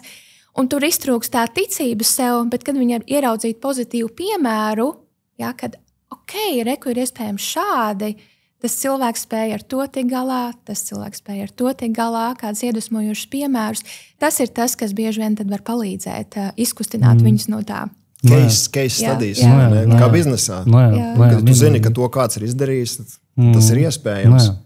Ja citu vainošana būtu sporta veids, komentāru sadaļas jau sen rīkot olimpiādu, man liekas, ja? Piekrīt. Tā kā es piekrītu, ka vide ir ārkārtīgi svarīga. Vide ir ārkārtīgi svarīga, kurā tu atrodies. Mēs jau esam par to neskaitāms reizes runājuši. Var paskatīties mūsu iepriekšējo podkāstu, kur mēs runājām saistībā par sportu, veselīgu dzīvesveidu arī. Vide ir ārkārtīgi daudz ietekmē reāli. Tas ir sen pierādīts, ja? Kādā vidē tu atrodies, tas tev arī vai nu pavelk augšā, vai nu pavelk lejā. Ja? Ir tā kā mikrokosmos, makrokosmos. Ja, paskatāmies mūsu iekšienē, kā mūsu šūnas uzvedās. Mums ir 30-40 triljoni šūnas. Un cilmu šūnas, aizējot uz, piemēram, muskuli, viņas kļūst par muskuļu šūnām. Tad aizējot uz taukiem, viņas kļūst par tauku šūnām. Tā tad ne jau tā šūna noteica to, par ko viņa kļūs, bet to noteica vide, kurā viņa nonāca. Un eventuāli, ja mēs paskatāmies, kā mikrokosmos savienots ar makrokosmos, kā iekšā tā ārā, as above so below, kas patiesībā arī ir daudz senās civilizācijās, kultūrās, par to jau sen ir runāts. Mēs varam vienkārši pielietot šo zināšanu, kad tad man galvenais ir jāpārvalda savu iekšienu, mana pasaule, tas, ko es varu kontrolēt, tas, ko es varu pārvaldīt, un tad projicēt šo uz ārpasauli. Jo ārā var notikt nezinu kādas lietas, bet tas, kā tu jūties par to, tā ir tava atbildība. Tas atkal ir lēmums. Tas atkal ir mans lēmums. Pareizi. Mans lēmums, es nolēmu tā darīt. Es nolēmu reāli mainīt vidi. Es saprotu, ka man vidi ir reāli degradējoša, ja? Un es sāku mainīt pats to vidi. Es atrodu vismaz kaut kādu vienu piemēru, ar kuru sāku skatīties un kuras kā pavelkties. Man liekas, mūsu laikos fantastiski iespēja. Tev tas piemērs nav jāatrod dzīvē. Tu vari atrast vienkārši internetā, YouTube, vēl kaut ko vienalga un skatīties tam cilvēkam. Tas ir forši, piekrīt. Tas tev viennozīmīgi var palīdzēt. Ja? Es, piemēram, pats tā sācis, jo teiksim, tos piemērus ir reālā dzīvē. Ja tu esi tur kaut kur vispār citā vidē, tev reāli ieiet jaunā vidē ārkārtīgi sarežģīti. Tev sākumā jāmaina domāšana. Vai ne? Bet kā tad pārstāt vainot cits cilvēks? Un uzņemties atbildību sevīm. Es uzņemos atbildību sevīm. Viss, kas notiek manā dzīvē, es esmu pats to radījis, es pats to redzu. Tas droši vien, ka nenotiks vienā dienā. Tas droši vien par to, ka ir vienkārši jāpiekrāj atkal šie stāsti, pierādījumi, ka citiem cilvēkiem tas ir strādājis. Un tīri vienkārši tādu empirisku procesu iziet caur to, ka tu pieņem šo te jauno tēzi, teiksim, kad tad uzņemoties atbildību, tas man dos labāku sajūtu par dzīvi. Labi, pieņemsim. Padzīvojam mēnesi. Ar to, ka katra lieta, kas notiek manā dzīvē, ja tas skar mani, es uzņemos atbildību, kad ir daļa manis, kura grib, lai tā ir. Ja tur, uzņēmums bankrotē, ir daļa manis, kura grib pieredzēt savu potenciālu iespējams, vai grib pieredzēt to, ka sen jau vajadzēja iet projām uz citu darbu, kad ir daļa manis, kas arī ir līdzatbildīga par šo te notikumu. Un vienkārši padzīvot kādu mēnesi ar to, ka tu uzņemies atbildību par lietām, kas notiek tavā dzīvē. Un, ja pēc tam joprojām, kas saka, not convincing, ja nepārliecina, tu vienmēr vēl attiec atpakaļ vecajā. Bet es teiktu, vienkārši uztaisam testa poligonu. Kāpēc mēs arī taisam dažādas maratonas vai dažādas šīs te kursi, kas ir ilgtermiņā? Tāpēc, kad vajag to laiku, vajag vidi ar cilvēkiem, tas, ko Laina teica, ja? Jo mēs esam arī, kas saka, Jims Rons, mēs esam vidējais no 5, ar kuriem mēs pavadām visvairāk laiku kopā. Tad ir vide ar cilvēkiem, kur progresīvāk grib domāt, labāk grib domāt, arī grib mainīties, kur iespējams ir dažreiz komentāru sadaļā, ja, kad tu pieminēji, cilvēks uzraksta savu keisu, un cits cilvēks to lasa, kuram liekas, viņam ir vissliktākā problēma dzīvē. Izrādās, viņš ļoti nē, man īstenībā ir normāli. Un pēkšņi viņam problēma jau pat no sevis atrisinājās. Ka tu ieraugi, ka kādam citam vide, tas arī ir. Protams, skolotājs vai meistars vai pasniedzējs, kāds, kas translē. Ja? Nu, un, protams, arī metode, kādām metodēm mēs palīdzam to. Un vienkārši uzlikt sev tādu nosacījumu 30 dienas ar savu strādāšanu. Tāpēc jau pārsvarā ir kursi. Ja? Nu, tāpēc to jau viņi arī dara. Ir vide, meistars. Sprinti tādi, teiksim, ka tu vari attiecīgi iziet tos sprintus. Droši vien, ka sākumā ir vajadzīgs tas sprints, lai tu pamostos, pagaršo kā teisters, bet jāsaprot arī viens, ja mēs tikai atkal par šiem teisteriem ņemsim, nebūs nekāds pārmaiņas. Tas vēlreiz izaugsme nav fast foods. Mēs esam ļoti izlaisti mūsdienās ar Boltiem, ar McDonaldiem, ar visiem, kur viss ir ātri, tas tā nenotiek. Mūsu nervu sistēmai vajadzīgs ir laiks, lai pārstāvos jaunām sinapses ceļiem, vajag 18 līdz 280 dienām Londonas Universitātes koledžas saka, 18 līdz 280 dienām, kamēr neironu sinapses pārslēdzās atkarīgs no tā, kas ir pa pārliecību, kāds izējas stāvoklis. It takes time, tas prasa laiku. Pacietība ir tikums. Nu jā, tas pats kā paradumu, to paradumu 30 dienas. Ja tu mainīsi tā apzināti, koncentrēsies jaunu paradumu, tev ieiesies tas neirons jaunais, ka tu varēsi jau, tas nenozīmē, ka tu visu laiku darīsi, bet lielāka iespēja, ka tu, ieies tajā jaunajā neironā, mainīt to paradumu. Jā. Un es vēl papildināšu, ka, ja mēs runājam par grūtībām uzņemties atbildību, citu vainošanu vai pat sevis vainošanu, tas parasti ir tas parasti ir šis upuru stāvoklis, ko, ja mēs runājam nervu sistēmas terminoloģijā, to sauc par dorsālo veigus nervu stāvokli. Un tas ir tas, kur mēs pieredzam tādu es nevaru sajūtu, un kur mums gribās tad to atbildību uzlikt ārpus mums. Un tas, ko mēs varam darīt tīri praktiski, ir tiekties savā ikdienā, pamanīt pašas vismazākās lietas, kas ir tas, kas sanāk. Ja? Kaut vai uzliec modinātāju no rīta un tas, ka tu piecelies saskaņā ar modinātāju. Tā teikt, krāt šīs mazās uzvariņas, un tu tajā brīdī, kad tu piefiksē, tu tīri apzināti piefiksē reku, šis ir tas, kas man sanāk. Kaut vai pati mazākā lieta, šis vēl ir tas, kas man sanāk. Ja?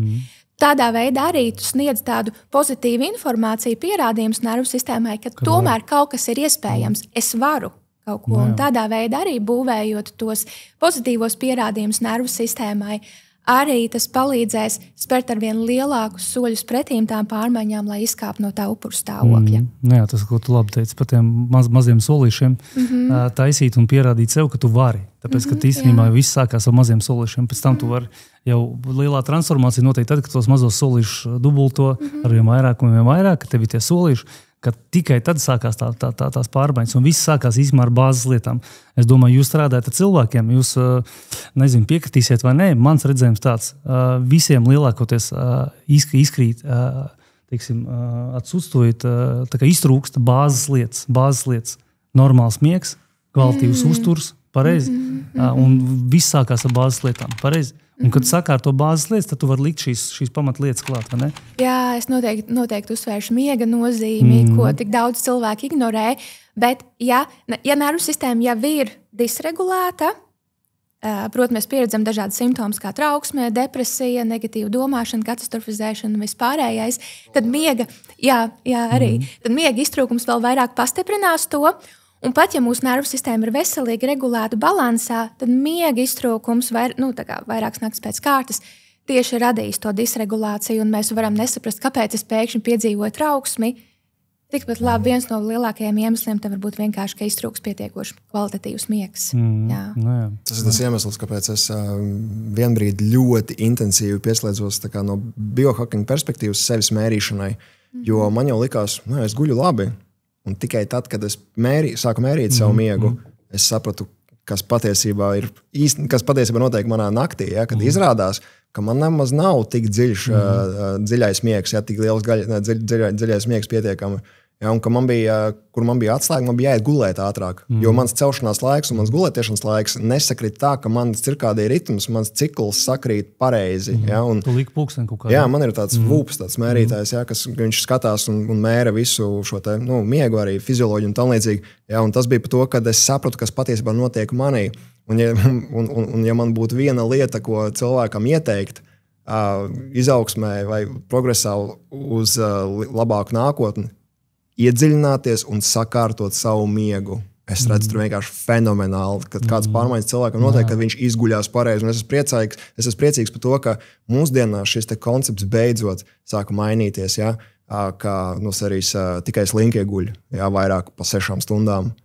Kas ir vislielākās muļķības, kāds vispār var būt. Ja? Jo visa neirozinātne, visa kliedz par to, ka mums minimums ir vajadzīgs 8 stundas miegs, tāpēc, ka tie cikli, kam ir jāiziet cauri smadzenēm, un pateicoties tam, kas notiek smadzenēs naktī, dziļajā miegā, pirmkārt, tiek dabūt laukā toksīni. Viss prāts, viss ķermenis restartējas. Bez tā vienkārši nav iespējams. Tā kā nav uz kā būvēt, jo šis superkompjuters patērē 20% no mūsu enerģijas. Ikdienā. Tas ir vislielākais patērētājs. Un kā, mūsu laikos tik daudz informācijas, ka to var atrast apstiprinājumu jebkuram. To var atrast apstiprinājumu, burgeris būs veselīgs, to var atrast apstiprinājumu, viņš būs neveselīgs. Ja? Tas pats par miegu. Es atceros, man agrāk bija, es uzskatīju, ka es baigais čempions, atradu reāli ļoti daudz piemērus, ka principā tur veiksmīgi cilvēki dažādi, tur tādi guļ 6 stundas, 5 stundas, un es domāju, super, man būs vairāk laiks strādāt. Un es reāli gulēju 6 stundas, es biju konkrēti uzvilks, es biju ļoti trauksmaiņas, teiksim. Un kaut kādu laiku, protams, es daudz gadus tā dzīvoju, 6 stundas, tur es vēl domāju samazināt vēl to laiku, teiksim, ka tu vienkārši iesprings kaut kādā tur pilnīgi maznozīmīgā lietā. Un kad nesaprotu šīs bāzes lietas, vienkārši man arī nebija tāda izglītība, nebija tādas zināšanas, un tāpēc es vienkārši to, ko es sadzirdēju, tāpēc arī ļoti svarīgi arī vidi, ko mēs runājam, kur tu klausies, pareizi. Ja tu klausies reāli ziņas vai kaut ko, tas tev principā arī ietekmēs negatīvi. Tāpēc arī svarīgi ir atrast pareizi, ko tu klausīsies, kas tev ietekmē pozitīvi. Ja? Arī kādi motivatori, vai ne? Respektīvi kādi coachi. Var viens coach var teikt, tā, aiziet, tikai dzenam sev, ja? Visu laiku savu simpatiskā nervu sistēmu, simpatiskā. Cik ilgi tu skries tam tramvajam pakaļ? Mums vajadzīgs ir līdzsvars visur. Jā, Laina, ko tu kaut ko gribēji teikt arī? Jā, viennozīmīgi. Es patiesībā gribēju par miegu vēl papildināt, tieši uzsvērt, tā kā tu teici, kad atslēga bija iet agrāk gulēt, jo tiešām atslēga ir nevis tikai tajā, ka mums tagad būs tas 8 stundas miegs, bet arī tajā, ka mēs aizējām laicīgi gulēt, tamdēļ, ka arī neirozinātne pierāda, ka no 10 līdz 2, 10 vakarā līdz 2 naktī, tas ir tas laiks, kad mēs varam dabūt visvairāk to dziļo atjaunojošo miegu. Super. Šitā ļoti vērtīga informācija. Es šo informāciju agrāk biju zinājis, dzirdēju, un tad kaut kā, man bija tāds laiks no 10 es eju gulēt, tagad es pēdējā laikā jau 11, bišķi pār 11 uz 12. Es tieši vakar šo informāciju atcerējos, un mēs vēl meitu vienkārši sev, es visu saku, 10 ejam gulēt, un ļoti svarīgi, ka tu, teiksim, tieši tā kvalitīvi izgulies. Man šodien bija tā, es vienkārši jau pār 5, čik vienkārši pats augšā. Saprotu, tev viss nav problēmas, ka tu dabūji to dziļo miegu, tu izgulējies, un tev no rīta vienkārši automātiski, tu vienkārši celies augšā, kaut gan ikdienā ceļos 6. Ja? Un tas ir tas, kā man liekas, tas strādā. Protams, tur jāpievērš uzmanība vēl miega, tai guļvietai, vidēji, kurā temperatūra, gaiss, pēc cik es par elpošanu ļoti daudz strādāju, tad ir šie gaisa mērītāji CO2, ja mums ir tipiskais vienistaba vai divistaba kaut kāds daudzceltņu šis dzīvoklis, kur nereti ventilācija nekāda, loks ciet. Mēs redzam, ka šādu telpu 2 cilvēki vai 3, kaut vai suns, izelpo apmēram 4 stundās. Viss tur vairs nav skābekļi. Mēs jau atražojam ogliskabo gāzi, mēs principā sākam toksīnas elpot atpakaļ, kur vajadzētu viņus dabūt laukā. Un, protams, mēs stresinam sevi vēl vairāk, un kāpēc no rīta ir vata galvā, jo ir vienkārši nepareiza vide. Tieši tā. Un ja tev ir vata galvā, kā tu saki, ja tu principā normāls lēmums nevarēs dienas laikā pieņemt. Šis baigi būtiski, ja? Es arī esmu ļoti tādā ziņā perfekcionists. Man vienmēr loks stāv vaļā 24/7, praktiski visu gadu. Man ļoti svarīgi, lai vēsums iekšā, teiksim, svaigs gaiss un tā tālāk. Tas ļoti daudz ietekmē reāli miega kvalitāti. Varbūt jautājums skatītājiem uzrakstiet, cik stundas jūs guļat un kā jūs jūtaties pēc savām stundām, nogulētām stundām. Interesanti, kādu savāksim video aritmētisko, cik guļ latvietis. Šis būtu interesanti. Jā, paskatīsimies, savāksim. Un uztaisīsim šo čatu, varbūt tās par tādu pozitīvo čatu. Ja mēs ļoti daudz zinām, komentāri ir viss kaut kur apkārt ļoti daudz negatīvi. Tad uztaisam bišķiņ pretējo, parādam to, ka Latvijā ir iespējams kaut kur arī pozitīvā veidā komunicēt, dalīties ar pieredzi un palīdzēt citiem ar šo pieredzi arī mainīties un kļūt labākam. Ko ejam tālāk? Tātad, mūsu laikos ir, teiksim, tehnikas, tur meditācijas, afirmācijas, viss kaut kas tam līdzīgs, teiksim, kas palīdz tev, teiksim, ko mēs runājam, ko jūs arī darat, palīdz tev kaut kā nomierināties. Tāpēc mums jau bija šodien praksītē, pirms mēs sākām podcastu, Laina mums novadīja mazu īsu meditāciju, varbūt vēl būs podcastu laikā, tā kā klausties, skaties. Mums arī būs praktiski piemēri, kādā veidā sev tā kā arī nomierināt un mainīt savu stāvokli.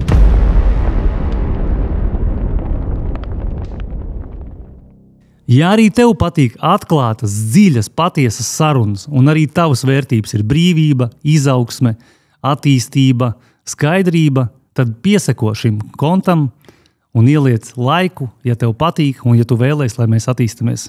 Bet tomēr meditācijas, afirmācijas vispārējais, kāpēc cilvēkam dzīvē tomēr nekas nemainās? Ja? Tagad arī, tagad to dara, es pat zinu, tur cilvēks pilnīgi normāli ieliet to narkotikas piekdienā un paralēli taisa meditācijas. Tas tagad ir aizgājis tādā pilnīgā savienojumā, ka cilvēki arī domā, ka visi mēs esam tur garīgi, mēs tur meditējam vispārējo.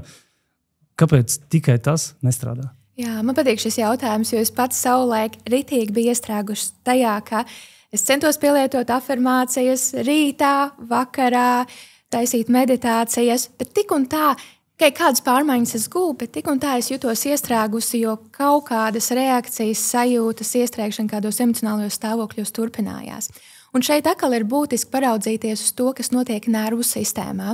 Kā es minēju, tad, kad nervu sistēma kaut ko uztver kā draudu signālu un ir stresa stāvoklī, un daudzi cilvēki ir konstanti dienas laikā lielākā vai mazākā stresa stāvoklī, jeb izdzīvošanas stāvoklī.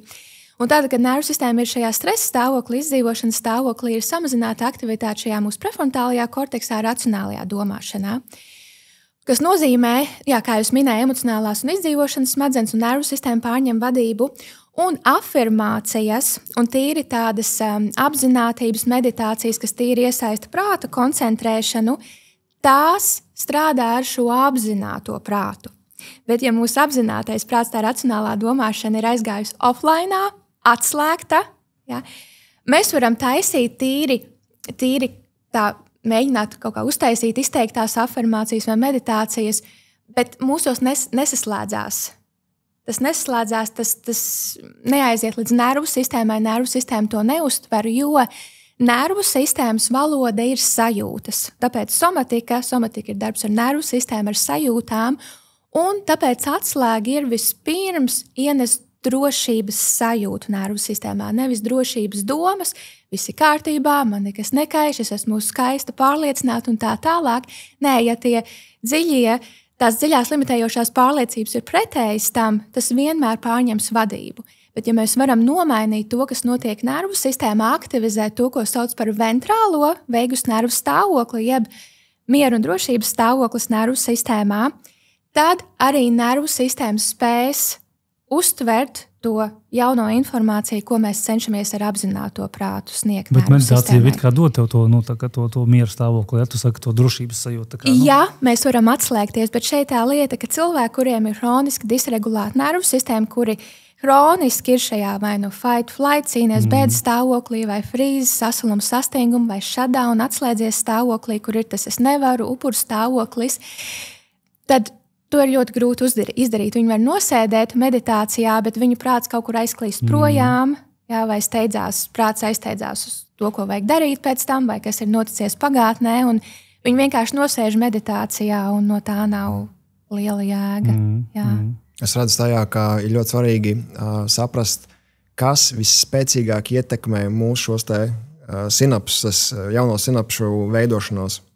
Tad tas ir bilde, ko mēs redzam galvā, tas ir teksts, ko mēs pasakām, un tā ir sajūta, kas iet kopā ar to. Tās ir 3 svarīgākās lietas, kuras mums veido visspēcīgāk jaunas neironu sinapses ceļš. Tad teksts, ko tu pasaki, bilde, kas nāk ar to kopā, piemēram, es esmu veiksmīgs.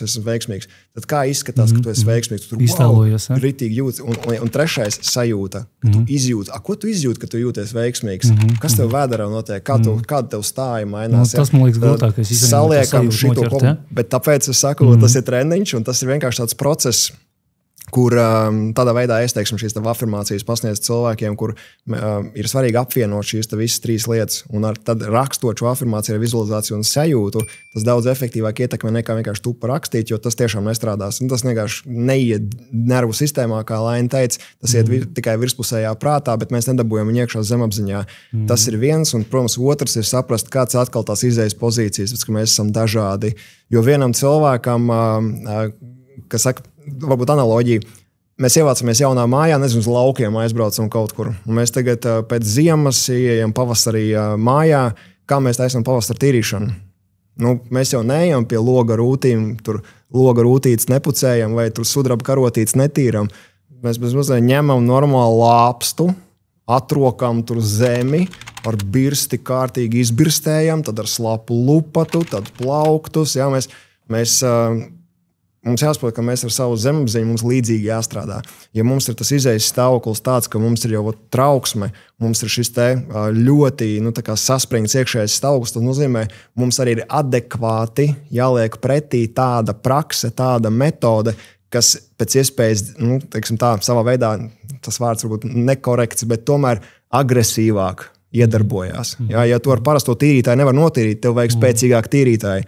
Un tāpēc atrast spēcīgāku metodi, kas tiks līdz tai traumai, kas tiks līdz tam stresa cēlonim apakšā, kas ir tas fundaments, no kā tas veidojās. Un tāpēc, piemēram, es izmantoju šo transformatīvo elpošanu, kur mēs varam ar elpošanas palīdzību tikt iekšā savā zemapziņā, jo tas arī savā veidā ir somatiskā elpošana, ko mēs darām. Un šī elpošana konkrētā veidā, praktizējot cilvēks varēs saslēgties ar savu zemapziņu, un tad, ja vēl tas tiek pareizi vadīts, tas cilvēks burtiski aizvedīs sevi uz to notikumu, kur tas viss ir sācies. Jo mēs esam nenormāli inteliģents būtnes, un es gribu uzslavēt katru cilvēku un atzīt sevi šo ģēniju, bet ģēnijs tādā ziņā, ka mums ir visas spējas un varēšana pašiem sevi regulēt. Mēs esam pārāk daudz atdevuši atbildību psihologiem, ārstiem, skolotājiem, visiem cilvēkiem, ka viņi zina labāk. Protams, ir brīži, kur vajag ārstu, vajag terapeitu, kurš ar medicīnu jau ar medikamentiem strādā, bet galu galā neaizmirstam to, ka ja mēs esam, Dievu veidot, tad vai nav tā, ka būt Dievs arī ielicis mums visus slēdžus vajadzīgos, ka mēs paši varam tikt ar sevi galā. Sanāk, mēs vienmēr būsim atkarīgi no citiem cilvēkiem. Un man liekas, tas nav īsti korekti pret sevi. Uzņemties atkal atbildību to, ka tev ir visas iespējas pārvaldīt sevi. Vienkārši tev jāsaprot, kas ir tas fundaments, kas ir tavs dziļākais stāvoklis, un tad piemeklēt attiecīgas, vai tas ir krustiņas krūgries, vai tas ir kantainais, instrumenti, un attiecīgi ar to strādāt. Jā, tieši tā, tas ir, es tieši tā papildināšu par šo, kad ir dažādām situācijām, dažādiem nervu sistēmas stāvokļiem ir citādāki rīki, ja mēs runājam par to pašu meditāciju, un ja cilvēkam ir trauksme, tas, ko sauc par simpātiskās aktivācijas, ja fight, flight, cīnies, bēdas stāvokli, un viņš tagad cenšas apsēsties un mēģināt meditēt. Viņš nevar nokoncentrēties. Jo kas tīri notiek nervu sistēmas līmenī? Tad, kad nervu sistēma ir šajā simpātiskās aktivācijas fight-flight stāvoklī, to var salīdzināt tā, kā tu būtu džungļos, un tu tagad bēgtu no lauvas. Un tev lauva tur būtu kaut kādi 5-7 metru attālumā, vai tavu nervu sistēma ļautu tev apsēsties un tagad, cik viss ir labi meditēt, nervu sistēma to neļautu. Tev vispirms vajadzētu aizbēgt no tās lauvas un nokļūt drošībā, un tad nervu sistēma ļautu tagad relaksēties meditācijā un gūt tālākās pārmaiņas caur to. Un tāpēc arī, piemēram, šis pats trauksmes stāvoklis, tāpēc ir vērtīgāk tādos brīžos vispirms padarboties vai no elpošanu vai ar kādiem somatiskiem vingrinājumiem, lai nomierinātu nervu sistēmu, un tad, kad jau nervu sistēma ir vairāk tajā miera un drošības stāvoklī, tad tā meditācija būs efektīvāka. Tāpēc arī man, principā, ikdienā atceros, gāju pie terapeita, viņi saka, pa dienu, pameditē pa dienu, jo man ir tas fight and flight, man ikdienā ir diezgan daudz, man pa dienu vienkārši nesanāk. Tāpēc, ka tu saki, tāpēc, ka es esmu slēgtājs stāvoklī, es vienkārši pa dienu to nevaru, es par to neiedomājos. Bet, protams, no rītiem es to daru, tas, kur esmu to ielicis, un tas man iedod to mierīgāku dienas startu, un arī īstenībā tas, ko mēs jau runājam, ja tev ir labs miegs, to dienas iesāc mierīgi, tev jau tā diena aizies daudz savādāk, tev tas fight un flight būs daudz mazāk. Ja? Mums arī jāņem vērā, ka meditācijas tas nav vienkārši sēdēt klusumā un mēģināt sev nomierināt. Jā, ir ļoti daudz meditāciju veidi dažādi. Jā, ir vizualizācijas, ir elpošanas, ir meditācija uz šeit un tagad, ir meditācija uz augstāko es, uz kosmisko apziņu, jā, ir visas veidi meditācijas. Jautājums ir, kas ir vajadzīgs tam cilvēkam, lai sasniegtu to mērķi, jo savā veidā es esmu personīgi ļoti liels fans meditācijām, jo es zinu, ka es caur šo procesu iepazīstinu sevi jau izmainīt apziņas stāvokli ar jaunu konceptu. Es iepazīstinu savu prātu ar jaunām domām, pārliecībām daudz dziļāk nekā tikai loģisko prātu, jo kaut vai vienkārši tad, kad tev ķermenis ir mierīgs, tu esi receptīvāks pret jaunu informāciju. Un tad jāsaprot, kādas tad meditācijas man vajag, vai tās ir vizualizācijas, kāpēc, piemēram, atlēti, pirms savu šī lēciena viņi vizualizē, kā to dara, ja? Un ne jau viņi tur, kas saka, to dara tikai tāpēc, ka forši, ja? Tur ezotērikā kaut kur piemācījās, tāpēc, ka tas strādā. Ja? Un tāpat arī meditācija var būt elpošanas meditācija, vienkārši fokusēties uz savu elpu, kas vienlaikus ir arī instruments, kā mēs pārvaldām nervu sistēmu uzreiz. Un tādā veidā mēs varam arī pieliekot klāt vēl ar jaunu domu, ar jaunām pārliecībām, ar jaunu iekšējo stāvokli un sajūtu. Mēs varam programmēt ne tikai savu nervu sistēmu, bet arī smadzenes uz šo te jauno savu vēlamo stāvokli, kas vienkārši ir piekrāt un iepazīstināt pietiekoši daudz sevi ar jauno stāvokli, naturāli veco aizmirstot un jauno izveidojot. Cik tu bieži meditē? Reiz dienā man tas automātiski ir. Pārsvarā tas ir no rīta. Okay. Es vienmēr no rīta pamostos, es cenšos atcerēties, ko es sapņoju, jo es strādāju arī ar saviem sapņiem. Es zinu, ka mani sapņi ir daļa no manas zemapziņas. Tas, kas notiek sapņos, ir kaut kas. Parasti no tā man kaut kas ir jāsaprot. Es pat dzirdēju, ka ir tāda sapņu terapijas, kur tu paņem savu sapni un aiziet pie terapeita un, teiksim, tās terapeits strādā caur sapņiem. Tā ir ļoti laba tēma. Jā. Dienas laikā parasti, ja es braucu kaut kur, es taisu vienkārši 5 minūšu intervālu elpošanu, kas ir manā izpratnē elpošanas meditācija vienkārši, un vakarā vienkārši relaksācija. Tas, ka tu relaksējies, un tad ļoti atkarīgs ir pēc sajūtām, ko tu vēlies, bet pārsvarā es vienkārši relaksējos. Bet kādam cilvēkam tā liekas meditācija, man tā liekas, tu vienkārši esi ar sevi un aiztais muti, kā saka, sev aiztais savu galvu. Bet tas arī tavs lēmums ir, tas tavs lēmums, un tāpēc to dari. Bet es to nesāku pašā sākumā. Jā, protams. Tas vienkārši piekrāts. Tas pienāca klāt tev. Lain, cik tu meditēt bieži? Es vairāk ar somatiskiem vingrinājumiem.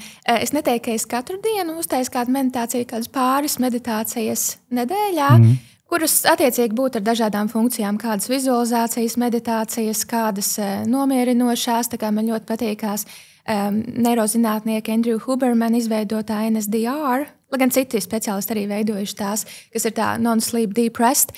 Tā man ļoti patīkās, bet tā es ikdienā vairāk ar somatiskiem vingrinājumiem. Jautājums mūsu brīnišķīgiem skatītājiem, cik jūs bieži meditējat, uzrakstiet komentāros, cik bieži dienā vai nedēļā un kādu meditāciju jūs pielietojat. Un tie erudītākie, kas padalīsies, ko jūs no tā iegūstat, tiem būs došiem lielāka iespēja laimēt arī balvas no mūsu šodienas podkāsta, kā es teicu, 2 bezmaksas biļetes uz endorfīnu pasākumu 20. septembrī, un varbūt arī viesi kaut ko gribēs uzdāvināt. Gribēsiet kaut ko uzdāvināt?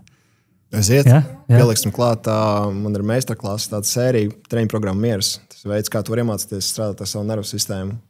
Treniņu programma Miers. Jā. Super, jau vērtīgs. Un kam tu uzdāvinās, varbūt tās kādam, nezinu, tur izdomā, kam, nezinu, piemēram, es biļetes uzdāvināšu tiem, kuri savāks visvairāk laikus no šodienas galvenās atziņas. Kas savāks atziņas? Savāks visvairāk laikus. 2 biļetes. Kuram mums bija arī vairāk jautājumu, piemēram, par meditācijām. Varbūt tās tu vari uzdāvināt tam, kurš vairāk padalīsies par meditācijām. Piemēram, kur būs. Lai iet. Jā? Okay, par meditācijām. Kurš padalīsies ar savu meditāciju, ko viņam dod meditācija, cik bieži viņš meditē. Mēs izlasīsim vienu no tiem. Izlasīsim vienu no tiem. Jā, tu vari izlasīt vai brīvā, izvēle, vai var izlasīt tam, kuram visvairāk būs laiks savākt tieši tam komentāram. Tā būs dāvana no Jāņa un no Lainas. No manis būs tiešais kurs iekšējais miers, kas apkopo dažādus somatiskos vingrinājumus dažādiem nervu sistēmas stāvokļiem, ko ikdienā viegli pielietot. Super, tātad mūsu laika lielākā vērtība ir miers. Ja? Mēs visi par un ap mieru, ja? Tāpēc, ka apkārt tomēr ir diezgan liels nemiers. Un ne tikai apkārt, bet īstenībā mūsu iekšā. Tāpēc arī ir šīs prakses, kurās mēs varam nomierināt sevi iekšēji. Un tad neatkarīgi no tā, kad ārēji ir nemiers, ja tev ir iekšēji miers, tad viss ir ok. Tā ir tā platforma. Kur tu uz ko tu stāvi. Ja mēs stāvētu kaut kādā slīpumā, kur tur ir uz klintīm, akmeņiem, asām šķembām un vēl kaut ko, tu stāvi uz pirsgaliem kaut kā tur, tad, protams, tev nav stabilitātes. Mēs nejūtamies stabili, tāpēc mums vajag stabili nostāties uz zemes, tā kā mēs jūtamies droši, un miers ir tas iekšējais stāvoklis, kas iedod to sajūtu. Un tad, kad mums ir šis sajūtas stāvoklis stabils, iekšējais ir miers, tad arī apkārt mēs to pasauli vairs neuztveram tik naidīgi, tik drausmīgi. Un mums ir lielāka sajūta par to, ka mums ir kaut kāda kontrola pār to visu.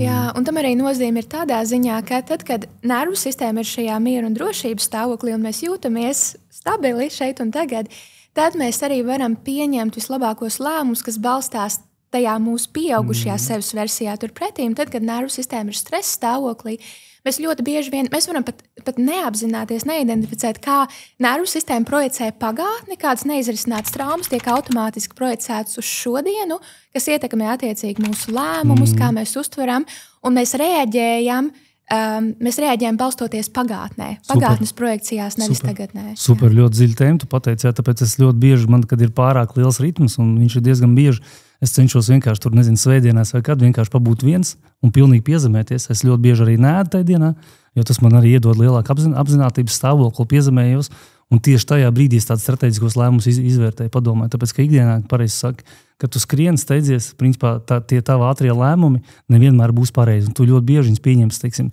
no pagātnes kaut kādām vienkārši automātiskām reakcijām, kaut kādas pieredzes, ja, kur tu pieņem to lēmumu, tas varbūt nav tas pareizais lēmums. Tāpēc man liekas ļoti svarīgi ir tomēr, lai ir šie mirkļi no rītiem vai vakaros, ja, ideāls, protams, jau vispār visu dienu, ja, bet nevienmēr tas ir iespējams, kurā brīdī tu vari izvērtēt, padomāt, kas ir teiksim, kaut kādu lēmumu, ja, kā darīt pareizi, kā darīt nepareizi. Un šis miers ir jāplāno.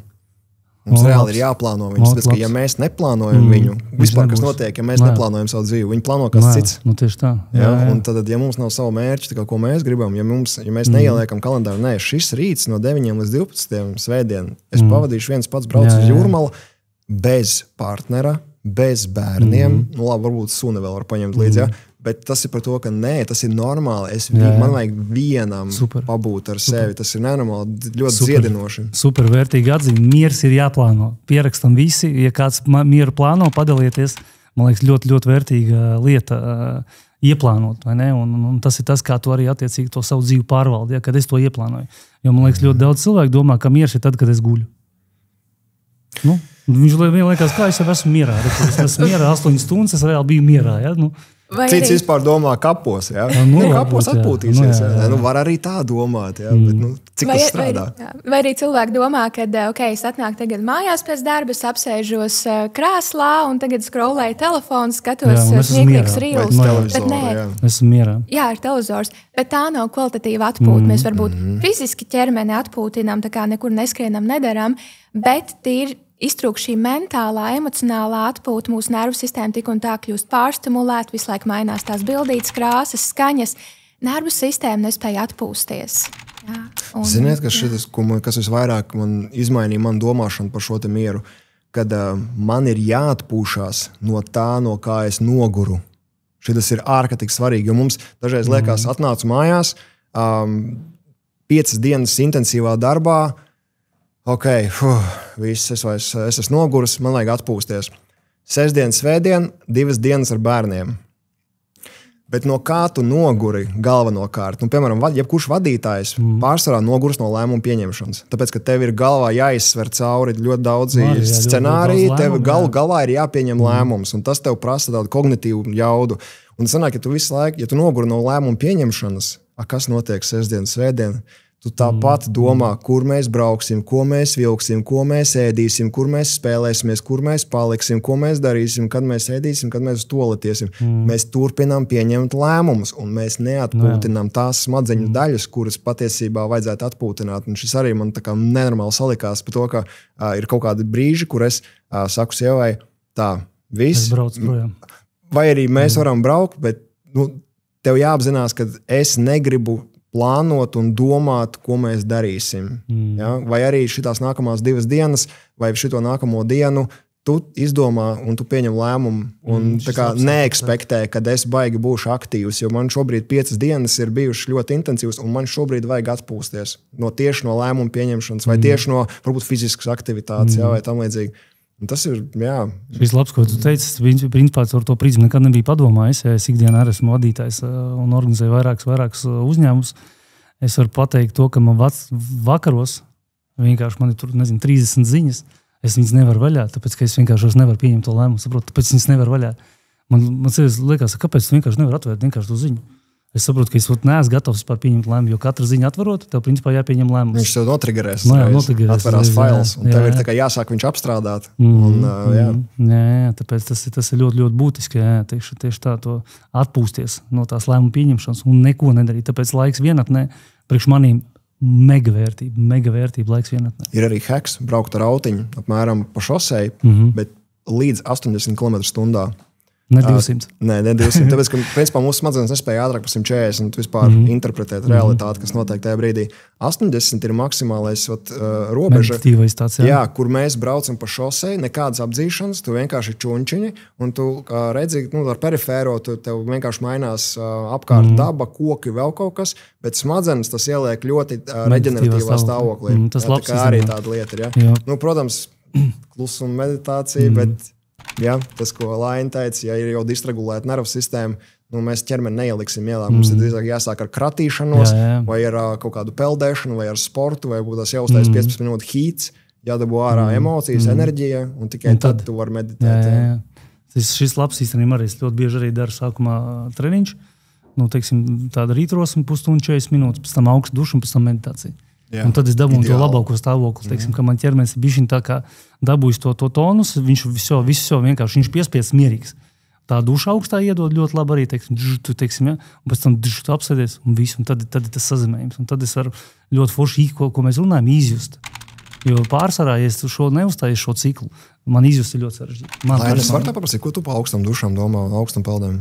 Atkarīgs no cilvēka, atkarīgs no tā, kādā stāvoklī ir viņa nervu sistēma. Ja nervu sistēma, principā, ja nervu sistēma ir tādā spēcīgā simpātiskās aktivācijas stāvoklī, tas var tieši uzdzīt vairāk kortizola līmeni un pastiprināt to trauksmi. Ja. Bet, ja cilvēks ir, piemēram, tajā, ko sauc par pasīvā stresa stāvokli, frīzes, sastingums vai shutdown atslēdzies, tad tas patiesībā var būt palīdzoši, jo modina to, tā teikt, aizmigušo nervu sistēmu, tas palīdz pamodināt. Ja? Bet atkal ar augstām dušām, augsto ūdeni, atkal, ja cilvēks to dara regulāri, viņš pie tā tik ļoti pieradīs, kad tur nebūs vairāk tas tāds kortizola kāpums, līdz ar to tā kā atkarīgs no situācijas. Es esmu pieredzis, bet atkarīgs, pat cik es dažādās vietās tur paliek pa naktīm, dažādās valstīs, tad augstā ūdens, teiksim, augstais ūdens visur dažāds. Citur viņš ir reāli silts, citur, kad tu esi pieredzis pie tā siltā, kad tu citreiz ieej, kur ir pilnīgi ledains, tu vienkārši šoku noķer momentāli. Tāpēc es principā pagaidām pie tā neesmu pieredzis. Jā, bet man pazīstam čom, kas iet reāli augstajās peldēs jūrās un tā tālāk, tad viņi vienkārši pieraduši pilnībā, un viņiem tur augstā duša vispār neko nedod. Tā kā jā, ok, principā mēs tuvojamies noslēgumam. Laini, kam tu dāvināsi dāvanu? Varbūt tās pasaki. Kādi ir varianti? Kāds ir idejas varianti? Principā var uzdot kādu jautājumu, varbūt tās, ko tu gribi, lai cilvēki padalās komentārā. Ok, īstenībā ir viena lieta, ko es vēlos uzsvērt. Es vēlos uzsvērt, cik būtiski ir iejūtība pret sevi. Tas ir ļoti būtiski, lai mēs varam gūt pārmaiņas, jo ja mēs sevi kritizējam, tad mēs vēl vairāk būsim tajā iestrēguma, prokrastinācijas stāvoklī. Bet kā neirozinātne pierāda, ja mēs varam būt pieņemoši, iejūtīgi pret sevi, ok, man tas nesanāca, ka es mēģināšu atkal, ir ok, tad būs daudz vieglāk gūt pārmaiņas. Un tad tas jautājums būtu padalīties čatiņā, kas ir kāds viens dzīves aspekts, kur jūs varat būt iejūtīgāk pret sevi. Kaut vai neliels dzīves aspekts, kur tu ikdienā vari būt iejūtīgāks pret sevi. Super. Ļoti arī vērtīgi. Jā. Tad tu principā Laina pat izvērtēsi. Un es domāju, mēs plus mīnus pēc kādām 2 nedēļām, kad podcasts iznāks, mēs iesim, izvērtēsim un izvēlēsimies, un mēs tad arī sociālos tīklos paziņosim par uzvarētāju un oficiāli, lai jūs zināt, kad ir tāda uzvarētāja, un ka mēs visu to, ko mēs solam šeit, tas arī viss tiek izpildīts, un viss dāvans tiek nodots ātrāk vai vēlāk, tiek nodots mūsu skatītājiem.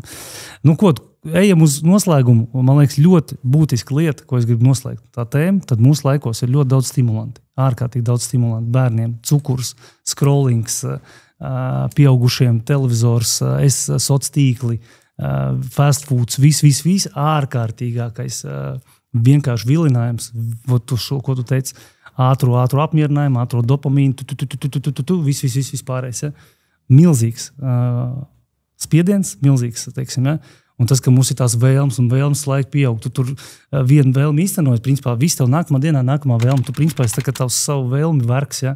Un tu skrien uz priekšu, un tu, principā, tu jūties tā kā varbūt super, ka es skrienu uz priekšu, un tās vēlmes īstenībā, bet īstenībā varbūt tās ir patiesais spēks, tieši otrādi iemācīties no tām vēlmēm atteikties. Jūsējais viedoklis, kādā veidā mūsu laikos no šīm lietām iemācīt sevi un īpaši bērnus atteikties. Kā es saku, sākumā darbiņš, pēc tam atpūt, ja? Sākumā kaut ko izdarām, tas kā es to saku, ja? Un pēc tam mēs tur paskrolējam, kaut ko izdarām. Ja? Mēs ar meitu tagad bijām aizbraukuši atpūsties, ja? Mēs tur nedēļu katru rītu mums sākās ar matemātikas uzdevumiem. Mēs izdarām, ir cirēs grūtāk, bet mēs esam izdarījuši, prāts ir iekustināts, ja? Un pēc tam es saku, tavs telefons, tev ir savs limitētais laiks, tu viņu var lietot, bet sākumā izdarām kaut ko vērtīgu. Jūsu viedoklis, ko darīt, lai mūsu laikos tu spētu no šiem visiem vilinājumiem kaut kādā veidā vismaz atteikties? Manuprāt, ir būtiski saprast, kurš ir tas brīdis, kad nervu sistēma saka, šis ir par daudz, nervu sistēma ir pārstimulēta, un tas brīdis ir tad, kad pieslēdzās, ko es jau vairāk kārt minēju, tā saucamais freeze, sastingums, sasalums stāvoklis, un tipiski tas izpaužās kā prokrastinācija. Ja? Un cilvēki bieži vien liekas, es prokrastinēju, tad es esmu slinka, man kaut kas ir vainas, viņi sāk sevi kritizēt, ja? Bet ir būtiski to, ka sākās prokrastinācija, atpazīt kā signālu, ka nervu sistēma saka par daudz. Ja, vai vispār, ka sākās tāda iestrēguma sajūta, un tev liekas, man vajag to izdarīt, bet es nevaru. Ja. Atpazīt to kā signālu no nervu sistēmas, hei, šis ir par daudz, un ir nepieciešama kvalitatīva atpūta, lai vispār normāli un produktīvi varētu tālāk funkcionēt. Ja. Laini ļoti labi pateica. Es domāju, lai neatkārtotos, varu pielikt klāt vēl. Par bērniem, man liekas, ir ļoti vienkārši. Bērni skatās, ko dara vecāki. Ja vecāki spēja adekvāti tikt galā ar šiem stimulantiem, ja, kas viņiem kaut kādā brīdī ir kā escapes, jeb kā mukšanas veids, ja, tad bērni vienkārši nokopēs to, kā dara, kā domā vecāki. Tāpēc, ka viņi caur spoguļu neironiem mācās, un viņi arī caur gēniem, caur neurotransmiteriem ir saņēmuši visu šo default stāvokli. Tā kā fokusēties pieaugušajiem uz sevi un atbildēt ļoti godīgi šos jautājumus, vai tas ir kā labsajūtai, vienkārši papildus baudai, jo man dzīvē tāpat es jūtos ļoti labi, es esmu iedvesmots, man ir laba sajūta, un šis ir vienkārši foršs ekstra. Kad, es gribu vienkārši socializēties, jo mēs esam sociāls būtnes, ir ļoti svarīgi socializēties. Mēs to redzējām Covid laikā, jā, cik tas bija dramatiski, kāda ietekme tas atstāja uz cilvēci. Un būt ļoti godīgam par sevi, kāpēc es daru to, ko es daru, un vai es nemūku caur to. Ja es mūku, tad attiecīgi risināt šo te. Ja? Kas man laikam palīdzēja no stimulantiem nokāpt, salīdzinot. Es pirms alkoholu nedzēru kopš 20. gada. Nesmēķēju 11 gadus. Atšķirība. Es vienkārši sarunāju ar sevi. Sarunājam tā. Nākamos 2-3 mēnešus nelietojam. Paskatāmies, kas notiks. Ar alkoholu, protams, bija savādāk. Mēs ar sievu vienkārši izlēmām visu. Mēs vienkārši to nedarām, tāpēc, ka man sieva strādā ar enerģijām vēl, un viņai vispār tas neiet kopā. Viņa vienkārši sāk just, kā viņai sāk ķermenis pilnīgi neiespējami. Tas saprot tieši tā, ka tas tev vispār nevajadzīgs. Un mēs vienkārši kā ģimene nolēmām, ka mēs šo vienkārši nedaram. Jo mēs redzam loģiskā pamatojumu, kāpēc lai viņi lietot nav. Tas ir vienkārši tāds ieradums kaut kāds, un neobligāti labs. Un turklāt mēs sākam saprast enerģētiskā pusē, tas piesaista vēl dažādas citas nevēlamas enerģijas. Bet tas cits stāsts ir. Vienkārši pamēģināt atšķirību. Ja? Par cukuru. Ja? Cukurs, piemēram, es pārstāju cukuru lietot 2014. gadā, esot Āfrikā misijā, kur tā laikā viens no majoriem vienkārši teica, klausies, Jāni, tu dzer kafiju cukuru? Es saku, jā, kas ir? Just give me 3 days. Vienkārši iedod man 3 dienas. Nedzer 3 dienas. Un pēc tam mēs varam parunāt. Un es pamēģināju, un vienkārši bija tāds, oh my God. Visas kopš tā laika nokāp no cukura. Tikai tad es pēc tam sapratu, īstenībā mani parazīti grib cukuru, nevis es. Ja? Un tas vienkārši ceļš, kas tev palīdz uz šo te attīrīšanos un vienkārši pieredzēt caur atšķirību. Tu arī saldos nekādas kūciņas, neko, jā? Mēs cukuru vispār ne, jo mēs strādājam vienkārši vienā brīdī, ka man ir pilnīgi visas šīs te minerāla vielas, kuras man ir vajadzīgas. Mans ķermenis pats spēj sintizēt tik, cik tas ir vajadzīgs. Bet es tur nonācu caur jautājumu uzdošanu, caur mācīšanos, caur pētīšanu, caur eksperimentēšanu ar sevīm. Draudzīgā veidā, tur nav jābūt drastiski. Kāpēc to lietoja un tā tālāk. Jā, un sajūta atšķirība, kā tu jūties. Un es vienkārši sajūtu to, ka man pārstāja kraši būt šitie pēcpusdienas, ka mēs tā kā miegam ciet. Es neesmu viņus pieredzējis, neatceros gadiem jau. Tāpēc tev arī cik ir skaidrs prāts, ja tev ir asas prāts, ka tu teiksim, spēja visu nofiltrēt un tā tālāk. Vairāk nofiltrēt, neteicis, ka visu, bet vairāk nofiltrēt nekā tad, ja tu, piemēram, iet kūciņā. Būt ziņkāram, eksperimentēt, salīdzināt, izglītoties. Tas, ko tu pateici, man liekas, ļoti būtiski ir tādu rezumē rādīt piemēru, bet, piemēram, to rādu piemēru. Tas ir viens, otrs, man telefonā ir darbs, es ikdienā strādāju, un tas bērns jau neredz, ka tu tur strādā. Viņš skatās, ka tu reāli vienkārši visu dienu sēdi telefonā, un viņš arī reāli grib sēdēt telefonā. Ja? Tā kā es arī tur nesen lidojām, mēs tur ar meitu no Itālijas, ja tur mēs tur saka, kas tev, es viņai paprasu, kas tev, ko tu gribētu varbūt tās, kas tev nepatīk manī, ko tu gribētu, lai es pamainu. Viņš ir klausies, tu baigi daudz sēdi telefonā. Man liekas, nevar būt. Ar tevīm taču nē, ja? Bet bērns jau to redz. Svarīgi šo arī komunikāciju veidot. Jā, prasīt bērnam. Jā, un, teiksim, bērns ieraug to, ko tu principā pats neredzi. Man tas arī likās dažas lietas, ko viņam pateicis, likās, kā tas pirmais likās, nevar būt, bet es saprotu, kā viņi tātad, tas kā viņi to redz. Un tas ir ļoti būtiski bērniem prasīt tādu informāciju, supervērtīgi. Es pats tagad atcerējos, atkal kaut kad uzprasīšu, sen esmu prasījis, tā kā super svarīgi, supervērtīgi. Ko paldies, Laini, paldies, Jāni. Ļoti, man liekas, mēs vēl varētu runāt. Mēs tikai, kā saka, sākām tikai nedaudz atplaukt, varbūt kaut kur citur, kādā sarunā. Tad es vēl gribu atvērt jaunu rubriku, pat cik šie podkāsti ir, lai informētu sabiedrību, lai padarītu sabiedrību veselīgāku, apzinātāku, skaidrāku, teiksim, inteliģentāku. Ja? Tāpēc, principā, es gribētu tādu jaunu rubriku ieviest, kad jautājums no skatītājiem, tad ierakstiet komentārā, kādu jautājumu jūs gribētu izskatīt, tēmu izskatīt manos podkastos, kas jums vairāk interesē, ko jūs gribētu šeit dzirdēt, ierakstiet komentārā, un tā tēma, ko es izvēlēšos, tai tēmai, tam cilvēkam uzdāvinās 30 minūtes savu mentoringu sesiju ar maniem 1-1, palīdzēšu atrisināt kaut kādu problēmu, varbūt pat to problēmu, ko jūs uzrakstīsiet, to jautājumu. To mēs skatīsimies pēc situācijas, tāpēc gaidīšu jūs komentārus apakšā mūsu komentāru sadaļā. Un, protams, arī, ja jums patīk šie podkāsti, patīk šīs sarunas, jūs nospiediet laiku un pierakstieties šim kontam, un tādā veidā jūs uzzināsiet ātrāk par jaunumiem no mūsu podkāstiem. Tā kā paldies jums liels par šodienas brīnišķīgo sarunu. Man liekas, bija forši. Mēs apspriedām, kas tad ir transformācija, kam tas ir vajadzīgs, dažādas tehnikas, kā to pielietot, ja? Kā turēties pretī kārdinājumiem mūsu laikos. Ja? Un, man liekas, ļoti, ļoti vērtīgi. Man pašam patīk šīs sarunas, tāpēc, kad man pašam tas ir kaut kāds atgādinājums, ja? Tāpēc, kad vienmēr kaut ko, mēs jau daudz ko zinām, bet ļoti svarīgi kādreiz to atcerēties, ka cik tajā brīdī tev tas ir ļoti būtiski kaut kāda lieta sadzirdēt. Tā kā vide, tieši tā, un tas ir ļoti, ļoti būtiski.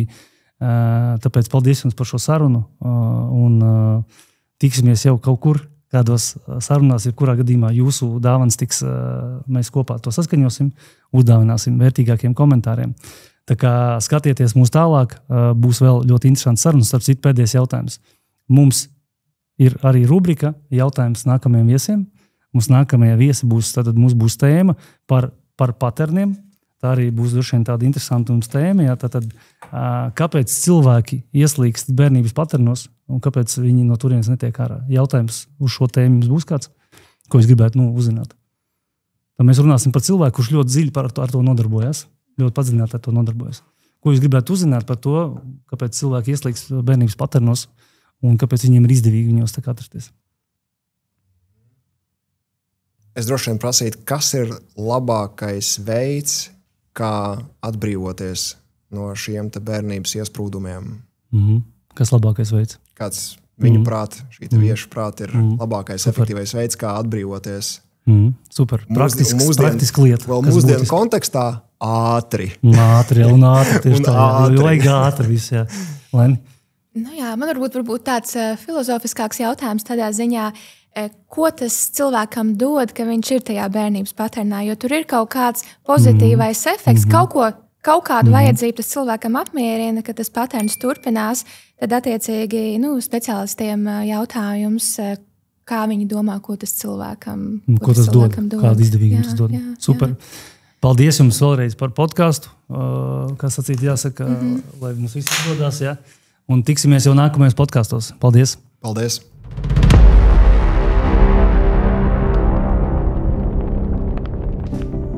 Yes. Thank you much! Jā, paldies! Uztaisam bildīti. Ziet. Kopīgu. Tātad podcastiņš mums iznāks nākamajā.